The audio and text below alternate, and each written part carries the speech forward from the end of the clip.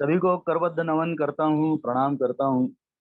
Doctor Sunil Gupta एक ऐसी शख्सियत आज हम सबके साथ में जुड़ी हुई है, जिनकी स्वीट टॉक हेलो डायबिटीज इस प्रोग्राम के लिए हम सब जुड़े हुए हैं। डॉक्टर सुनील गुप्ता ये हमारे नागपुर शहर की शान है। पूरे भारतवर्ष में इनका नाम है, पूरी दुनिया में डायबिटीज या कि जिसे हम कहेंगे मेडिकल फ्रेटर्निटी में उन्होंने एक अपनी साख बनाई हुई है। डॉक्टर सुनील गुप्ता ये Sunil diabetic care and research institute के संस्थापक हैं, संचालक हैं। आपने एमडी, एफआरसीपी, एफएसीपी, एफआईसीपी, एफएसी, यूएसए, एफडीआई, एफआरएसएसडीआई जैसी मोस्ट कॉमनली अनकॉमन डिग्रीज जो हैं मेडिकल फैकल्टीज की, वो हासिल की हैं। डॉक्टर सुनील गुप्ता मेरे काफी पुराने मित्र हैं और जब मैं उनकी उपलब्धियों को देखता हूं तब बड़ा गर्व महसूस होता है कि एक ऐसे मित्र हैं हमारे बीच। 196 जर्नल्स उन्होंने अभी तक अपने आर्टिकल्स में लिखे हुए हैं और 6 बार लगातार 6 बार उनके जो प्रेजेंटेशंस हैं उनको बेस्ट प्रेजेंटेशन का अवार्ड मिला है। डॉक्टर सुनील गुप्ता ने पिछले 26 सालों में लगभग 2350 प्रोग्राम्स डायबिटीज के ऊपर में, जिनमें अवेयरनेस प्रोग्राम्स हैं, जिनमें टेक्निकल प्रोग्राम्स हैं, सारे ऑर्गेनाइज किए हैं। यूँ कि आप समझिए कि साल में लगभग 90 से 100 प्रोग्राम के बीच में वो करते रहते हैं। ये इस बात का प्रतीक है कि लोगों में डायबिटीज का अवेयरनेस किस तरह से होना चाहिए और उसके लिए वे कितने मशगूल रहते हैं, अपने प्रैक्टिस के अलावा भी समय निकाल कर। ये इस बात का प्रतीक है। अपने इस पूरे कार्य में सुनील गुप्ता जी को आउटस्टैंडिंग कम्युनिटी सर्विस अवार्ड मिला हुआ है इंटरनेशनल प्रेसिडेंट डॉक्टर बल्टन, जो ब्रिटेन के हैं, उनके हाथों। आउटस्टैंडिंग यंग पर्सन, ये एक बहुत ही विशेष पुरस्कार सम्मान उन्हें मिला हुआ है, जिसको कि बिल क्लिंटन और जैकी चैन जैसे लोगों को ये सम्मान मिला है, जो सुनील गुप्ता जी को मिला है। वैद्यकीय शिरोमणि, ग्लोबल नागपुर अवार्ड, विदर्भ गौरव अवार्ड, ऐसे तो ढेर सारे उनके सम्मान हैं। अगर हम गिनाने जाएं तो समय कम पड़ेगा। हमारे आदरणीय पूर्व मुख्यमंत्री देवेंद्र फडणवीस जी, हमारे केंद्रीय मंत्री नितिन गडकरी जी, इनके हाथों से उन्हें सम्मान मिला है। विशेष मैं आपको बताऊं कि लिम्का बुक ऑफ रिकॉर्ड्स में डॉक्टर सुनील गुप्ता का नाम दर्ज है। जो कार्य वो कर रहे हैं डायबिटीज से लोगों को समृद्ध बनाने में, उस विषय के ज्ञान से, उसके लिए निश्चित रूप से उनका कार्य सराहनीय है। मैं आपको बताना चाहता हूँ विशेष रूप से यहाँ पर कि सुनील गुप्ता जी मेरे बड़े पुराने मित्र हैं कॉलेज के समय से, और हमने बहुत लड़ाइयाँ की हैं एक दूसरे के साथ। लेकिन उन लड़ाइयों का आनंद ये था कि पुरस्कार किसी एक को मिलता था लेकिन जीतते हम सभी थे, क्योंकि हम काफी अच्छे दोस्त थे हम लोग सभी, और आज भी वो संबंध हमारे टिके हुए हैं। और इनकी खास बात मैं आपको ये बताना चाहता हूँ कि ये एक he is a sweet personality, एक मीठे व्यक्तित्व हैं, व्यवहार मीठा है, और इस मीठे व्यवहार से खून में रहने वाली जो मिठास है उसको कम करने की कोशिश करते हैं। तो ये एक ऐसे बहुत ही प्रभावी व्यक्तित्व के धनी सुनील गुप्ता जी आज हमारे बीच में उपस्थित हैं। मैं पूरे सम्मान के साथ, आदर के साथ हमारे परम मित्र, परम प्रिय मित्र डॉक्टर सुनील गुप्ता को लायंस क्लब नागपुर साउथ में उनका स्वागत करता हूं, आप सबके सामने प्रस्तुत करता हूं। Thank you and welcome doctor Sunil Gupta. Thank you very much. Over to MOC. I'm sorry. MOC sir, even I take this privilege of welcoming Sunil Gupta sir. जी भाभी, बिल्कुल प्रेसिडेंट मैडम, बिल्कुल। Yes, Dr. Sunil Gupta, myself Dr. Anupama Gupta, welcoming you to our platform of Lions Club Nagpur South. We are ready to listen to your sweet talk on diabetes. Over to you. Thank you for coming. Okay. Good evening, everybody. So, good evening, सुस्वागतम। Yes, मैं request करना चाहूंगा doctor Praveen Gupta को कि वो doctor Sunil Gupta के साथ में अपनी बातचीत शुरू करें। धन्यवाद राजन भाई। गुड इवनिंग एवरीबॉडी, सुस्वागतम। मैं एक चीज बताना चाहूंगा, डॉक्टर सुनील गुप्ता हम दोनों के बहुत अच्छे मित्र तो हैं ही। हाल ही में डॉक्टर सुनील गुप्ता को नेशनल प्रेसिडेंट ऑफ डिप्सी इलेक्ट किया गया है। बहुत बहुत बधाई हो आपको, अभिनंदन। यह नागपुर शहर के लिए बहुत गौरव की बात है। अब मैं माइक डॉक्टर सुनील गुप्ता के हैंड ओवर करता हूं और उन्हें ओपनिंग रिमार्क्स और इंट्रोडक्शन के लिए बुलाता हूं। Over to you doctor Sunil Gupta. Thank you very much lions club Nagpur south. मैं सबसे पहले तो आप सभी लोगों से क्षमा चाहूँगा कि एक नेशनल मीटिंग में बिजी होने के कारण और वहाँ एक स्पीकर कुछ ही अर्जेंट काम से उनको जाना पड़ा, तो मुझे टेक ओवर करना पड़ा। साउथ की मीटिंग थी तो हम लोग काफ़ी जुड़े हुए हैं एक दूसरे से, तो मुझे वो कंडक्ट करना पड़ा, इसीलिए वो 15 मिनट मुझे आपसे लेने पड़े। मैं हमारे जो वाइस प्रेसिडेंट हैं, गवर्नर हैं, वाइस गवर्नर हैं बलबीर सिंह जी विज जी, उनसे मैं क्षमा चाहूँगा कि मैं थोड़ा लेट हो गया और आपका प्रेजेंटेशन या आपका एड्रेस अच्छे से नहीं सुन पाया। सबसे पहले तो मैं लॉयंस क्लब नागपुर साउथ के अध्यक्षा अनुपमा जी और प्रवीण जी को धन्यवाद देना चाहूँगा कि आपने मुझे एक मिलने का मौका दिया। मनोज जी बहुत पुराने मित्र हैं और उनसे हम सीखते रहते हैं, और जब उन्होंने बताया कि हम लोग जब लड़ाई भी करते थे तो मैक्सिमम टाइम जीतते मनोज जी थे, क्योंकि मैं बहुत अच्छा स्पीकर या वक्ता नहीं था, पर साथ में देता था तो कहीं ना कहीं ट्रॉफी मिल जाती थी हमारे कॉलेज को। तो thank you very much Manoj ji for introducing me such nice way. चलो हम लोग अब काम की बातें करते हैं, क्योंकि लेट ऑलरेडी हो गए हैं और हमारे पास शायद समय कम है। तो मुझे प्रवीण जी ने बोला कि आप डॉक्टर साहब कुछ स्लाइड वगैरह हो गए तो दिखा दो, तो मैंने देखिए डॉक्टर साहब स्लाइड से लोग अभी बोर हो गए हैं, हम लोग एक दूसरे से चर्चा करें। अगर जो मिशन ऑफ हेलो डायबिटीज है, it is talking about diabetes rather than मैं ज्ञान पिलाऊं वाली बात नहीं है। हम लोग एक दूसरे से समझने की कोशिश करें कि कौन सा ऐसा एरिया है मधुमेह में जो आपके काम का है और आपको जरूरत है, और मैं उसको थोड़ा सा इंट्रोडक्शन में थोड़ा सा बता देता हूँ। थोड़ा ध्यान से सुनेंगे तो बहुत सारी चीजें आपको समझ में आएगी। पहली चीज तो डायबिटीज का अर्थ क्या होता है। डायबिटीज का अर्थ होता है कि हमारे शरीर में शुगर की, मैं बहुत ऐसे लेवल पे जा रहा हूं कि आपको लगेगा कोई बहुत बचकाना भाषण है, पर धीरे धीरे हम लोग उसको ऊपर लेके जाएंगे। डायबिटीज का अर्थ होता है कि हमारे शरीर में शुगर की मात्रा का बढ़ना। अब ये शुगर की मात्रा क्यों बढ़ती है?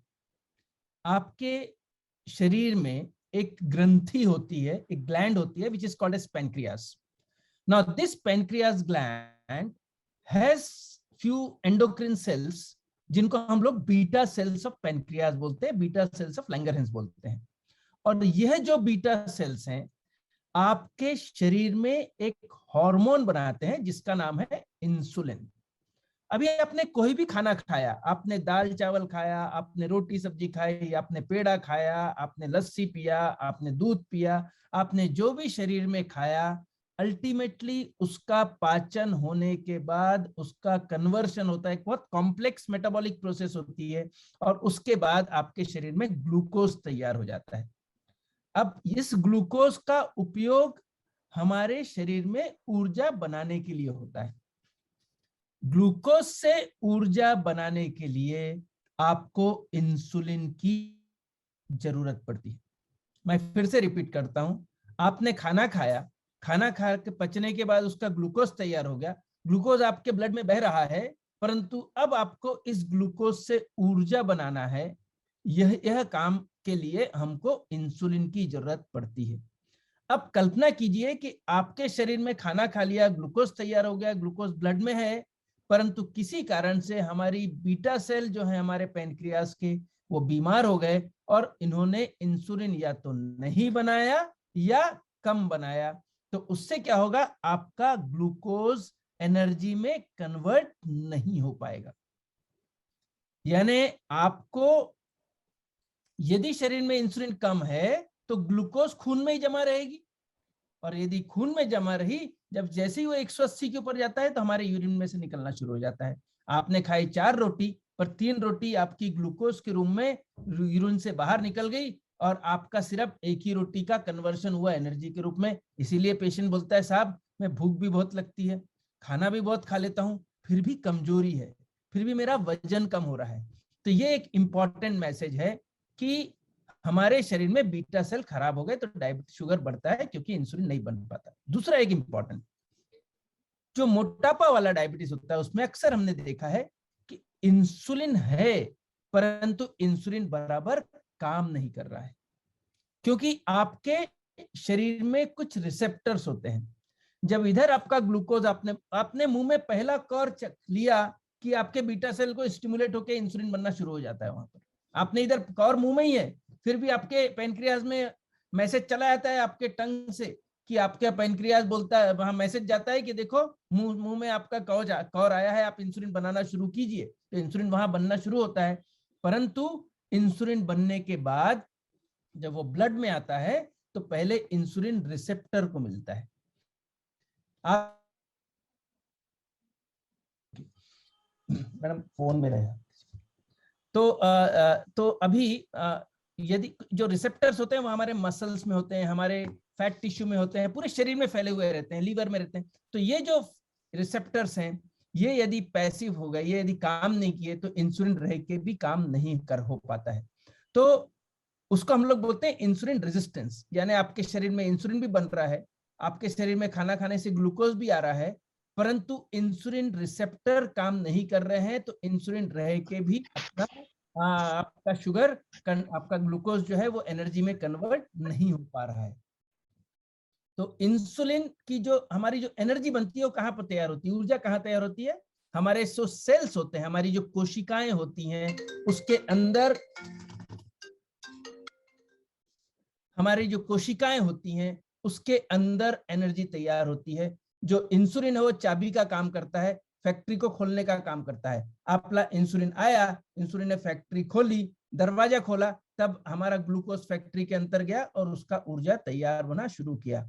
पर गलती से यदि आपका इंसुलिन अंदर ही नहीं जा पाया, इंसुलिन रिसेप्टर नहीं होने के कारण, तो इंसुलिन काम नहीं करता है। तो कई बार आप जो मोटापा देखते हैं, जो बच्चों में मोटापा देखते हैं, कई यंग लड़कियां आती है उनको बोलते हैं पॉलीसिस्टिक ओवेरियन डिसीज हो गई और उनमें मोटापा है, उनका वो लोग इंसुलिन लेवल करते हैं तो बहुत ज्यादा आता है, जिसको हम लोग हाइपर इंसुलिनीमिया बोलते हैं। वहां पर प्रैक्टिकली प्रॉब्लम इंसुलिन नहीं बनने का नहीं है, इंसुलिन है पर काम नहीं कर रहा है। तो मोटापे वाले डायबिटीज में इंसुलिन है पर बराबर काम नहीं कर रहा है।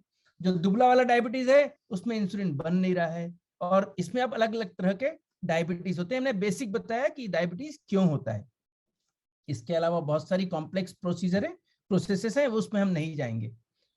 अब इंसुलिन कितने प्रकार के होते हैं, डायबिटीज कितने प्रकार के होते हैं? एक होता है टाइप 1 डायबिटीज, जहां पर कि हमारे पैनक्रियाज में पहले दिन से ही इंसुलिन बनना बंद हो जाता है और इन यूजुअली बच्चों में होता है, 5 से 15 साल की उम्र में होता है और इन बच्चों को जीवन भर कम से कम 3 या 4 बार इंसुलिन के इंजेक्शंस लेना पड़ता है।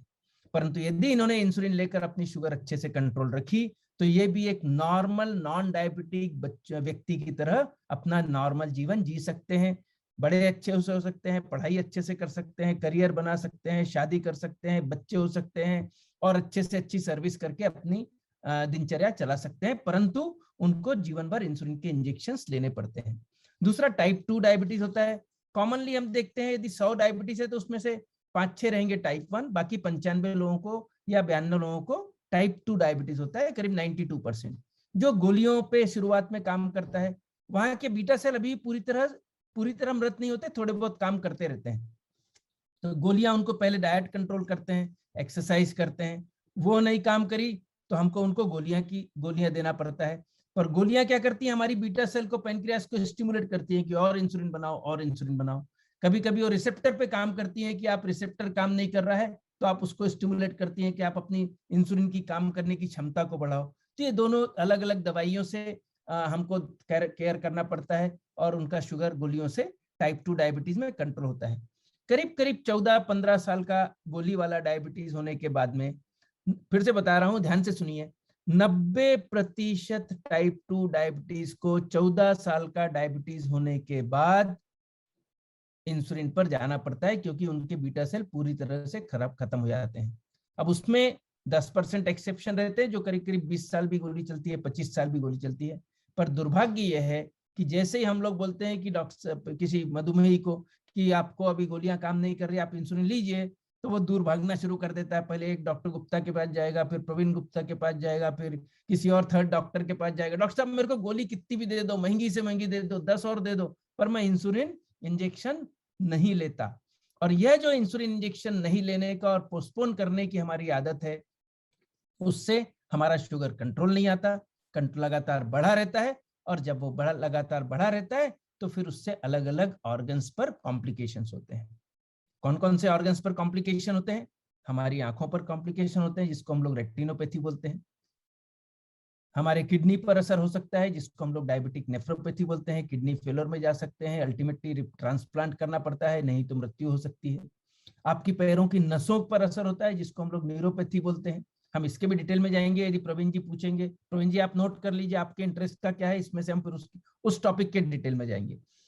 इसके अलावा दूसरे न्यूरोपैथी हो सकती है, पैरों में गैंग्रीन हो सकता है, ब्रेन अटैक आ सकता है जिसको हम लोग स्ट्रोक बोलते हैं, हार्ट अटैक आ सकता है। 70% मधुमेहियों की मृत्यु हार्ट अटैक से होती है और उनको दुर्भाग्यवश उनको चेस्ट पेन नहीं होता। जैसे हम लोग बोलते हैं ना आपको चेस्ट पेन हुआ था, आप डॉक्टर के पास जाओगे, पर दुर्भाग्य से उनको चेस्ट पेन नहीं होता। और चेस्ट पेन जैसे उनकी जो पेन की जो नस है, चाहे वो पैर की नस खराब हुई तो न्यूरोपैथी होती है, उसमें सेंसेशन चले जाते हैं। वैसे ही आपके हार्ट की नस भी जो पेन वाली रहती है वो पैरालाइज जैसी हो जाती है या वो उसमें सेंसेशन कम हो जाते हैं, तो आपको चेस्ट पेन नहीं होता और आपको सडनली हार्ट अटैक आ सकता है जिसको हम लोग पेनलेस हार्ट अटैक बोलते हैं, दर्द रहित हार्ट अटैक। और इसीलिए हम सभी लोगों को बोलते हैं कि आप साल में एक बार अपनी सभी जांचें कराया कीजिए। आपने साल में एक बार आंखों की जांच करना जरूरी होता है। अब लोग बोलते हैं डॉक्टर साहब मैं तो ऑप्टिशियन क्या गया था, उसने तो फ्री में कर दिया, चश्मे का नंबर देते समय मेरी आंख की जांच। उसको कोई अर्थ नहीं है। आंख की जांच में नंबर देने वाले ऑप्टिशियन या टेक्नीशियन को कुछ भी नहीं समझता कि पीछे का पर्दा क्या होता है। डायबिटीज में पीछे की रेटिना खराब होती है, आंख के नंबर से चश्मे से लेना देना कुछ नहीं है। तो आपको साल में एक बार रेटिना की जांच कराना जरूरी है, जिसमें आपको आंख में दवाई डालकर आधा घंटा बैठाया जाता है। उसके बाद आधा घंटा बैठाने के बाद वो आपकी जांच करते हैं। दूसरी चीज, साल में एक बार आपको अपने किडनी की जांच करना जरूरी होती है। किडनी में हम लोग किडनी फंक्शन टेस्ट करते हैं, क्रिएटिनिन यूजुअली करते हैं। एक स्पेशल टेस्ट होती है माइक्रोएल्ब्यूमिन। माइक्रोएल्ब्यूमिन में आपकी यदि किडनी आज से 5-7 साल बाद भी खराब होने वाले रही तो अभी से मालूम पड़ जाता है कि आपकी किडनी में प्रॉब्लम आने के चांसेस है। आप अभी से अपना ब्लड प्रेशर और कोलेस्ट्रॉल कंट्रोल, शुगर कंट्रोल आपको उसको और अच्छा करके उसको नॉर्मल भी ला सकते हैं। तो माइक्रो एल्ब्यूमिन के टेस्ट भी साल में एक बार करना जरूरी है। दुर्भाग्य है कि बहुत कम लोग ये टेस्ट करते हैं और नहीं करते हैं, फिर एकदम से यूरिन में एल्ब्यूमिन आना शुरू होता है। प्रवीण जी एक बार यूरिन में एल्ब्यूमिन आना शुरू हुआ तो फिर वो इरिवर्सिबल डायबिटिक किडनी डैमेज है। It is not a reversible damage. The reversible stage of diabetes kidney damage is microalbumin. And इसीलिए सिंपल यूरिन की जांच है, 100-150-200 रुपए में हो जाती है। हमने क्यों नहीं करना चाहिए भाई? तो वो इंपॉर्टेंट है। तो आंखों की जांच, किडनी की जांच, पैरों की जांच करना जरूरी है। हम सब लोगों को चेस्ट पेन हुआ तो हम ईसीजी करा लेते हैं। हमारे पैर में इतना दर्द होता है, हमको मालूम है कि कहीं पैर की पिंडलियों में, पैर की खून की नलियां तो ब्लॉकेज नहीं हो गई, पैर की नसों के ऊपर ज्यादा असर तो नहीं हो गया है, क्या हमारे सेंसेशंस बराबर हैं? तो हमने पैरों की भी जांच साल में एक बार करना अति आवश्यक है। People always take care of their face, but have you ever seen your feet in the mirror? आपने कभी देखा है कि आपको आपके पैर में वहां पर कहीं न्यूरोपैथी तो नहीं हो गई है, कहीं क्रैक्स तो नहीं आ गए हैं? तो पैरों की हिफाजत भी एक डायबिटीज में बहुत बड़ा हिस्सा है, जहां पर प्रवीण जी का रोल बहुत ज्यादा आता है डायबिटिक फुट में। मुझे मालूम है आप उस पर प्रश्न पूछोगे, इसमें मैं अभी नहीं बता रहा। तो एक ये होता है न्यूरोपैथी वाली बात, या पैरों की हिफाजत की बात भी हम लोग करेंगे। इसके अलावा हार्ट की जांच भी साल में एक बार करना चाहिए। हार्ट के बारे में थोड़ा मैं इसलिए डिटेल चाह रहा हूँ क्योंकि ये एक ऐसी चीज है जो हम सभी को बहुत ज्यादा, जैसे हम लोग बोलते हैं ना, कोरोना में हम आपको बहुत सारी चीज पढ़ा दिया लोगों ने, इम्यूनिटी पढ़ा दिया, अर्ली साइंस पढ़ा दिए, आपको वो क्या 8 मिनट का वॉकिंग टेस्ट पढ़ा दिया, पल्स में ऑक्सीमीटर से आपका सैचुरेशन पढ़ा। जिंदगी में किसी ने पल्स ऑक्सीमीटर देखा नहीं होगा आईसीयू के लोगों के अलावा, बाकी सबके घर में आज पल्स ऑक्सीमीटर है। पर अनफॉर्चुनेटली हमारे डायबिटीज वालों के पास अभी भी ग्लूकोमीटर नहीं है। मेरे हिसाब से पल्स ऑक्सीमीटर से ज्यादा इंपॉर्टेंट तो ग्लूकोमीटर है साहब, जिसकी, क्योंकि जिंदगी, कोरोना आएगा 15 दिन के लिए रहेगा, पर डायबिटीज तो जिंदगी भर रहने वाला है। कोरोना खराब करेगा 100 में से 2 लोगों को, डायबिटीज तो 100 में से 70 लोगों को खराब करने वाला है। हमको बहुत ज्यादा आंखें खोलने की जरूरत है। जितना हम सरकार और हम लोग जो कोरोना में ध्यान दे रहे हैं, मेरा ख्याल है NGO like Lions club should focus on non communicable disease like diabetes and hypertension, coronary artery disease, and rather than infection disease which is it does not mean कि हमने उसको इग्नोर करना चाहिए, परंतु ये जरूर है कि उसमें इस पर भी उतना ही फोकस होना जरूरी है। हम लोग एक कम्युनिकेबल डिसीज के लिए दे रहे हैं। तो हार्ट में जब होता है तो आपको टिपिकल चेस्ट पेन होके लेफ्ट साइड में ना होके हो सकता है राइट साइड में हो सकता शोल्डर में हो सकता आपके पेट की जगह पर हो सकता बैक में हो सकता ठुड्डी में हो। तो इस तरह की कोई भी pain, any pain which you have never experienced in life could be a heart attack. और डायबिटीज में सिंपल आपको साहब कोई दर्द नहीं हो रहा, सिर्फ चल में सांस भरती है चलने पर। साहब पहले मेरा हॉस्पिटल तीसरे माले पर है, पहले तो मैं अच्छा दौड़ के चल जाता था, आजकल पहले माले पे भी जाता हूँ तो थोड़ा थकावट जैसा लगता है, दूसरे माले पे जाता थोड़ा दम भर जाता है, सांस भर के आती है, फिर रुकता हूँ 30 सेकंड 10 सेकंड, फिर चल जाता हूँ, सब अच्छा लगता है। तो इस तरह से यदि आपको सांस भी भर रही है तो भी वह छुपे हुए हार्ट के डैमेज होने की संभावना हो सकती है। इसके दूसरे भी कारण हो सकते हैं, पर डायबिटीज है तो उसको इग्नोर करना अच्छा नहीं है। तो साल में एक बार हार्ट का भी जांच करना जरूरी होता है। तो यदि हमने ये सब जांचे, और लिपिड प्रोफाइल, कोलेस्ट्रॉल की जांच भी साल में एक बार करना जरूरी होता है। कई लोगों को हम थायराइड की भी जांच साल में एक बार कराते हैं, क्योंकि डायबिटीज एंड थायराइड साथ साथ में चलते हैं। तो इस तरह से आपने शुगर की जांच रेगुलरली होना चाहिए। एक HbA1c करके टेस्ट होता है जिसको हम लोग ग्लाइकोसिलेटेड हीमोग्लोबिन A1c बोलते हैं। यह जो टेस्ट है ये आपके पिछले 4 महीने की एवरेज शुगर देता है। अब ना प्रवीण जी और मेरे ख्याल से सभी लोग, मनोज जी भी मेरे से सहमत होंगे इन चीज में, कल्पना भी होंगी कि मधुमेही हमारा बड़ा स्मार्ट रहता है। हमारा जो मधुमेही रहता है, मैं पेशेंट नहीं कभी यूज करता हूँ, प्रवीण उनको यूज, हमारा मधुमेही बड़ा स्मार्ट रहता है। वो क्या करता है, अरे अब गुप्ता सर के पास जाना है तो 3 दिन पहले उस दिन सर वो कई दवा लेके चले जाते हैं। हाँ मैं या बराबर, फिर उस दिन खाना नहीं खाते हैं, उस दिन खाना नहीं खाएंगे, उस 2-3 दिन पहले से एकदम परहेज करेंगे, एक्सरसाइज जो 3 महीने से 6 महीने से नहीं करी एकदम एक्सरसाइज करेंगे, और डॉक्टर साहब देखो 110 खाने के बाद 140, फिर हम लोग HbA1c कराते हैं और HbA1c निकलता है 9। मतलब बेटा आज तो तुमने परहेज करा है, आज तो दिखा है 130 और 140 दिख रही है शुगर, पर एवरेज शुगर तो आपका 7 होने के बदले 9 और 9.5 आ रहा है। इसका मतलब पिछले 3-4 महीने। हाँ डॉक्टर साहब फिर क्या हुआ, डॉक्टर साहब मेरे यहाँ शादी थी, और फिर डॉक्टर साहब वो लड़की की शादी, डॉक्टर साहब कैसा करूं, वो लड़के वालों ने बहुत खिलाया। So such examples are not uncommon in our practice, and that is why we should not cheat ourselves. So we are smart enough to take care of, to unfold the things, the mistakes or whatever cheating you have done with yourself. तो हम लोग वो HbA1c से पकड़ते हैं। तो साल में कम से कम 2 बार या एटलीस्ट ज्यादा से ज्यादा हर 4-4 महीने में 3 बार हमने साल में HbA1c की भी जांच करना चाहिए। इसके अलावा फिर ब्लड शुगर की मशीन सभी के पास होना चाहिए। जो लोग गोलियों पर है उन्हें एटलीस्ट हफ्ते में एक बार तो भी फास्टिंग पोस्ट मील टेस्ट करना चाहिए। जो लोग इंसुलिन ले रहे हैं उन्होंने दिन में रोज का 1 या 2 बार तो भी टेस्ट करते ही रहना चाहिए, और अलग अलग तरह की टेस्ट करके अपना शुगर कंट्रोल करना चाहिए। डाइट और एक्सरसाइज सबसे बड़ा इंपॉर्टेंट पार्ट है इसमें। हम लोग ना जो प्रवीण जी जो अपना मधुमेह का जो स्ट्रक्चर बनाते हैं मैनेजमेंट का, उसको एक टेबल का रूप देके रखा हुआ है। टेबल को 4 पहिए होते हैं। यस एक डाइट हो गया, एक एक्सरसाइज हो गया, एक ड्रग्स हो गया, और एक हो गया मॉनिटरिंग, कि आपने शुगर को monitor. Monitoring is equally important, diet is important, exercise is important, गोलियां या इंसुलिन भी इंपॉर्टेंट, और मॉनिटरिंग इंपॉर्टेंट है। पर आप में से मुझे एक बात कोई भी बताइए जिसको जो जिन्होंने सुना है या समझा है या समझने की कोशिश कर रहे हैं, मुझे बताइए कि आप में से क्या ये टेबल कंप्लीट है? आपके 4 पहिए मैंने दे दिए। Is the table complete? Anyone? No, tabletop has to be there. Table top has to be there. Rajesh ji I should give you, usually हमारे जो एजुकेशन प्रोग्राम है ना उसमें हम लोग प्राइजेस देते हैं, best question prize, answer prize. तो मैं प्रवीण जी को रिक्वेस्ट करता हूं कि एक बेस्ट आंसर प्राइज एक दिया जाए। विदाउट टेबल बिल्कुल without tabletop this table is incomplete, and the tabletop is nothing but education. So without, see boss आज की तारीख में ना वो मेयो हॉस्पिटल में जाके और मेडिकल कॉलेज में जाके वो केले बांटना और ब्लैंकेट बांटने से ज्यादा इंपॉर्टेंट है लोगों को नॉलेज देना और लोगों को एम्पावर करना। हम लोगों को फोटो खिलाने की आदत होती है, कई बार जाए वहां फल बांट दिए, कुछ ये बात दिए. I feel we should come out of it now. We should now, everyone has some or other quality. We should empower people who need it.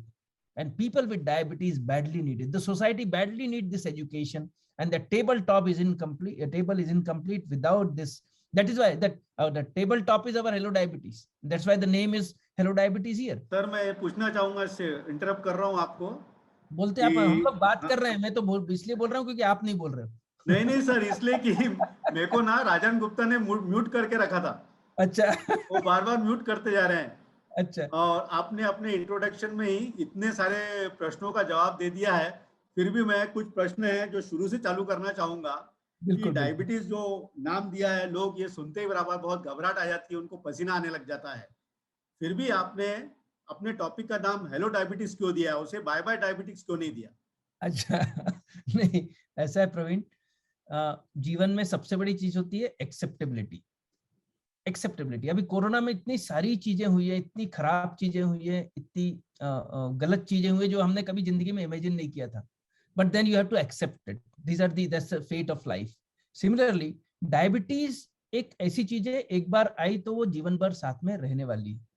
और यदि कोई चीज जीवन भर साथ में रहने वाली है तो उससे वो उसको अपने हिसाब से अडॉप्ट करना, उस पर अपन ने विजय हासिल करना, वो ज्यादा इंपॉर्टेंट है रेदर देन उससे भागने से. अक्सर हम लोग ना, इसका आपका एक क्वेश्चन बहुत वैलिड है. हम जब कैंप लेते हैं ना, तो कैंप में आप देखेंगे 80% लोग आपके पास वो आते हैं जिनको ऑलरेडी शुगर रहता है. आपके पास नॉन डायबिटिक आने वाले आपके मेंबर अकेले रहेंगे. जब आप जबरदस्ती नहीं करवा लेना, तो फिर वो जबरदस्ती नहीं यार फालतू निकल गया. तो the attitude is नहीं यार फालतू निकल गया क्या डॉक्टर साहब, मेरा मत कराओ, फालतू निकल गया. अरे भैया, आज निकल गया तो 150 पे निकलेगा, 200 पे निकलेगा, बाद में 400 पे निकलेगा. तब तक तो बहुत सारा चीज खराब हो चुकी होगी. सो फर्स्ट थिंग इज, यदि डायबिटीज आया है, मेरे को एक चीज बताइए बॉस. आपको मैंने, प्रवीण जी आपसे क्वेश्चन पूछता हूँ मैं. चलो ठीक है, पूछिए. हाँ, एक आपको मैंने नहीं, आपको नहीं पूछता, किसी और को पूछता हूँ. किसी को मैंने टीबी दे दिया, एक व्यक्ति को मैंने ऑप्शन दिया है, आपको ऊपर वाले के कुछ देना है. आपको टीबी दे दिया, कैंसर दे दिया, HIV दे दिया, डायबिटीज दे दिया. 4 में से कोई एक चूज करो, कोई तो एक लेना है. डायबिटीज बिल्कुल नहीं लेना चाहिए. Diabetes makes you discipline.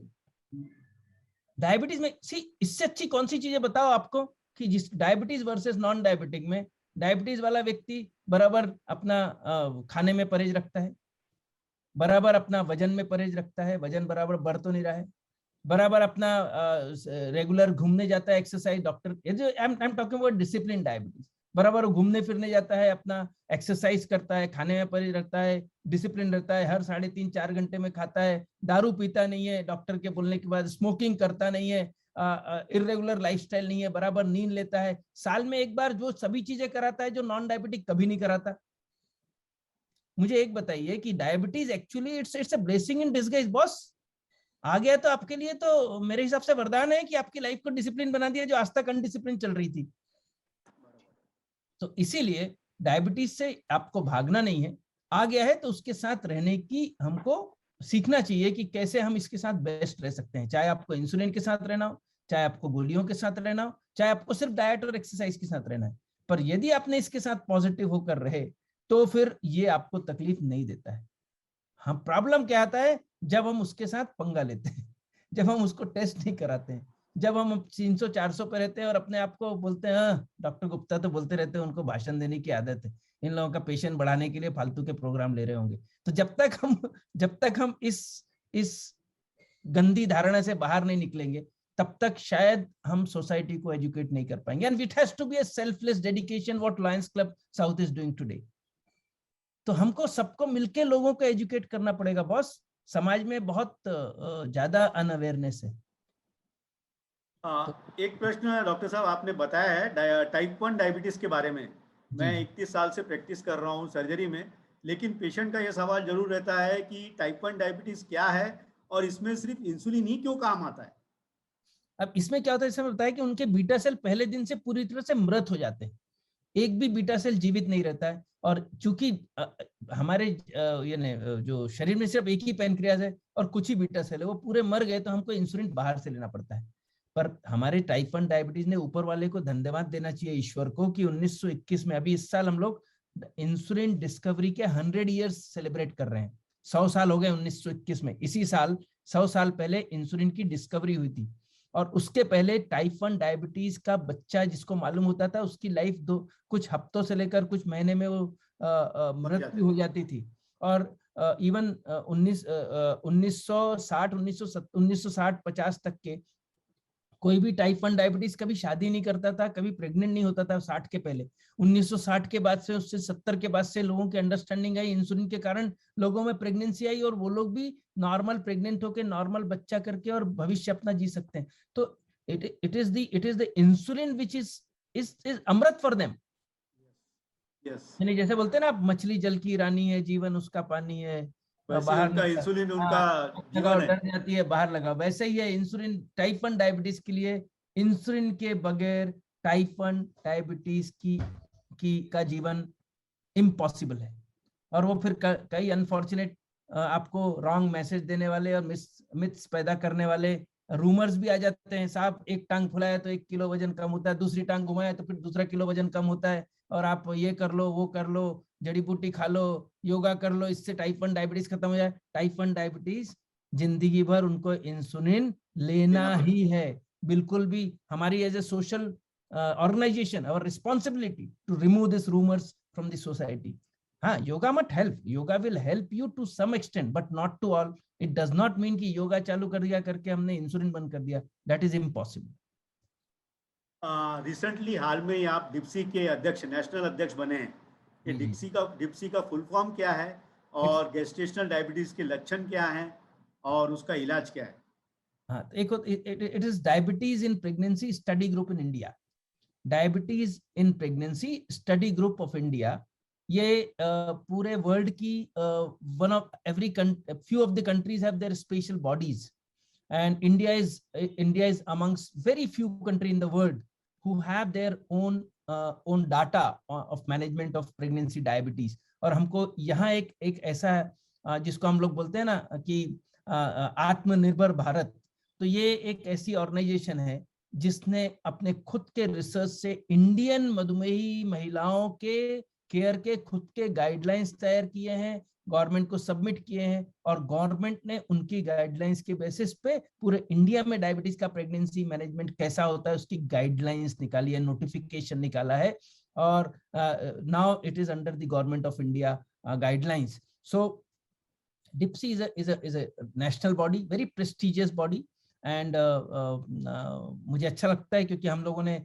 काफी सालों से, almost since 25 years we are working in pregnancy diabetes. And Praveen ji, आपको बताते हुए मुझे गर्व ये भी होता है कि शायद मैं इस ऑर्गेनाइजेशन का सबसे कम उम्र का प्रेसिडेंट हूँ। अभी तक जितने थे सब 60 प्लस। बहुत बधाई हो आपको। मैं सभी से बोलना चाहूंगा कि आज हाल ही में वो इसके अध्यक्ष बने हैं, नेशनल प्रेसिडेंट बने हैं, और बहुत बहुत बधाई हो सर। वही गेस्टेशनल डायबिटीज में भी शायद इंसुलिन लेना पड़ता है या क्या करना पड़ता है उसके बारे में भी तो गेस्टेशनल डायबिटीज हमने, हाँ, जैसे हमने एक टाइप 1 बताया, टाइप 2 आप लोगों को बताया, वैसा एक तीसरा डायबिटीज होता है जिसको हम लोग प्रेगनेंसी डायबिटीज बोलते हैं। उसको नया टर्मिनोलॉजी आजकल हम लोग हाइपरग्लाइसीमिया इन प्रेगनेंसी बोलते हैं, high blood sugar in pregnancy. और इसमें 2 प्रकार के होते हैं। एक तो होता है कि कोई टाइप 1 डायबिटीज महिला है जिसको यंग एज में 20 साल 22 साल 25 साल में डायबिटीज हो गया, वो टाइप 2 हो या टाइप 1 हो, और उसको प्रेगनेंसी लेना है। या कोई प्री एग्जिस्टिंग बच्चा है, अब उसकी शादी हो गई बच्ची की और वो प्रेगनेंट के लिए ट्राई कर रही है, जिसको हम लोग प्री जेस्टेशनल डायबिटीज बोलते हैं। तो ऐसे लोग जिनको पहले से डायबिटीज है, और आजकल ना प्रवीण जी आप देखेंगे अपने आपके भी प्रैक्टिस में और समाज में बहुत सारे देखेंगे, 25 और 35 के बीच के बहुत सारे लोग आजकल डायबिटीज हो रहे हैं, बहुत सारे लोग, बहुत सारे। और इसमें दुर्भाग्य क्या हो गया, हमारी शादी की एज डिले होते जा रही है। ध्यान से सुनिएगा, शादी की एज डिले हो रही है और डायबिटीज की उम्र कम हो रही है। एक जमाने में जब हम लोग पीजी कर रहे थे, हम लोग एमडी कर रहे थे, आज से 30 साल पहले 35 साल पहले, तब हमने देखा कि डायबिटीज वाला यानी 60 साल 65 साल के बाद वाला। परंतु आज की तारीख में भारत देश में करीब करीब 30 से 35% जो न्यू डायबिटिक्स है, they are of the 25 to 35 years of age, younger age group, younger age. तो अब यंग महिलाओं को जब डायबिटीज हुआ और मैरिज की एज हो गई पोस्टपोन। पहले के जमाने में क्या था, 25 साल हुई कि 2-3 बच्चे होके अपना काम निपट जाता था, प्रेगनेंसी वाला काम निपट जाता था। यूजुअली 21 में लड़की रहती थी 23-24 में लड़का रहता था और सब चीजें अपनी। When I was born, my mother was only 16 years. Yes, my mother was 15 years. That's what I'm saying. तो ये हम लोगों का था। तो उस जमाने में खैर उतना हम यदि पूछे ना भी जाएं, हम लोग ये भी जाएं कि भाई 20 से 25 के बीच में सब कुछ खत्म हो जाना चाहिए, 27-30 के पहले सब खत्म होना चाहिए, वो ना होते हुए आजकल करियर के लिए मैरिजेस लेट हो रही हैं और यंग लड़कियों को डायबिटीज होने से मिसमैच हो गया है। तो now many women, young women are coming कि डॉक्टर साहब मेरे को डायबिटीज हो गया है अभी 2-3 साल पहले, अब मेरी मैरिज हो रही है, अब मेरे को बच्चा होगा कि नहीं होगा, या मैरिज हो गई है तो बच्चा होगा कि नहीं हुआ, या हमारी शादी तो हो गई थी परंतु हमने बच्चा डिले कर दिया, अब डायबिटीज होने के कारण होगा कि नहीं होगा। तो ये एक प्रकार का डायबिटीज हो गया। इसमें हमको पहले से काउंसलिंग करनी पड़ती है, पहले से शुगर फास्टिंग पोस्ट मील कंट्रोल करना पड़ता है। खाली पेट का हमको 90 के अंदर लाना चाहिए, 2 घंटे खाना खाने के बाद का 120 के अंदर चाहिए। HbA1c जो बाकी लोगों के लिए 7 चलता है, इनको हम बोलते हैं आपने 5.7 के अंदर HbA1c या एटलीस्ट 6 के अंदर लाना चाहिए। और ऐसी सुरक्षित गोलियों पर प्रेगनेंसी रखना पड़ेगा या दवाइयों पर रखना पड़ेगा जो प्रेगनेंसी के लिए सेफ है। पर एक और दुर्भाग्य है, मैं बहुत सारी थोड़ा डिटेल में बता रहा हूँ, चलेगा ना प्रवीण आपको? बिल्कुल बिल्कुल बिल्कुल बताइए। अनफॉर्चुनेट पार्ट ये है कि 90% of the pregnancies in the country are unplanned pregnancy. और फिर आप आते हो सीधे तीसरे महीने में, डॉक्टर साहब गलती से हो गया। अरे गलती से हो गया, पर तुमको जो कोलेस्ट्रॉल की मेडिसिन चालू है वो प्रेगनेंसी में अलाउड नहीं है, आपको जो ब्लड प्रेशर की मेडिसिन चालू है वो प्रेगनेंसी में अलाउड नहीं है, आपका शुगर उस समय 200-250 था, आपका HbA1c 9 पे चल रहा है, वो अलाउड नहीं है। अब जो पहले 6 से 8 हफ्ते में जो बच्चे को गड़बड़ होना था वो हो चुका है। जो हमारा बच्चा जो पेट में रहता है उसका पूरे ऑर्गन्स, हमारे नॉन मेडिको जितने भाई बहन हैं उनके लिए, हमारे शरीर के पूरे ऑर्गन बच्चे के 8 से 10 हफ्ते में बनकर तैयार हो जाते हैं। चाहे उसकी आंख हो, चाहे उसका ब्रेन हो, चाहे उसका हार्ट हो, चाहे उसके हाथ पैर हो, चाहे उसका पेट हो, चाहे उसके लंग्स हो, everything is ready bye 8 to 10 weeks of pregnancy. उसके बाद सिर्फ उसके साइज बढ़ते हैं। और यदि आपका शुगर उस पीरियड में ज्यादा रहा तो उसके साइड इफेक्ट बच्चे में हो सकते हैं, बच्चे में विकृति आ सकती है। तो ऐसे लोगों को हम पहले से ही काउंसलिंग करके शुगर कंट्रोल करते हैं, सेफ दवाइयों पर रखते हैं, इंसुलिन पर रखते हैं, तब बोलते हैं आप प्रेगनेंसी हो। और एक लाइटर वे में बोलते हैं आप तभी प्रेग्नेंट हो सकती हो जब आपको आपका डायबिटोलॉजिस्ट या एंडोक्रिनोलॉजिस्ट जब आपको परमिशन देगा, तभी आपने प्रेगनेंसी रखना है। और दूसरा जो डायबिटीज आपने जेस्टेशनल डायबिटीज बोला, वो टिपिकली 6वें-7वें महीने में आता है, यूजुअली 20 हफ्ते के बाद आता है और डिलीवरी के बाद खत्म हो जाता है। और इसमें भी हमको 90-120 का फिगर शुगर रखना पड़ता है।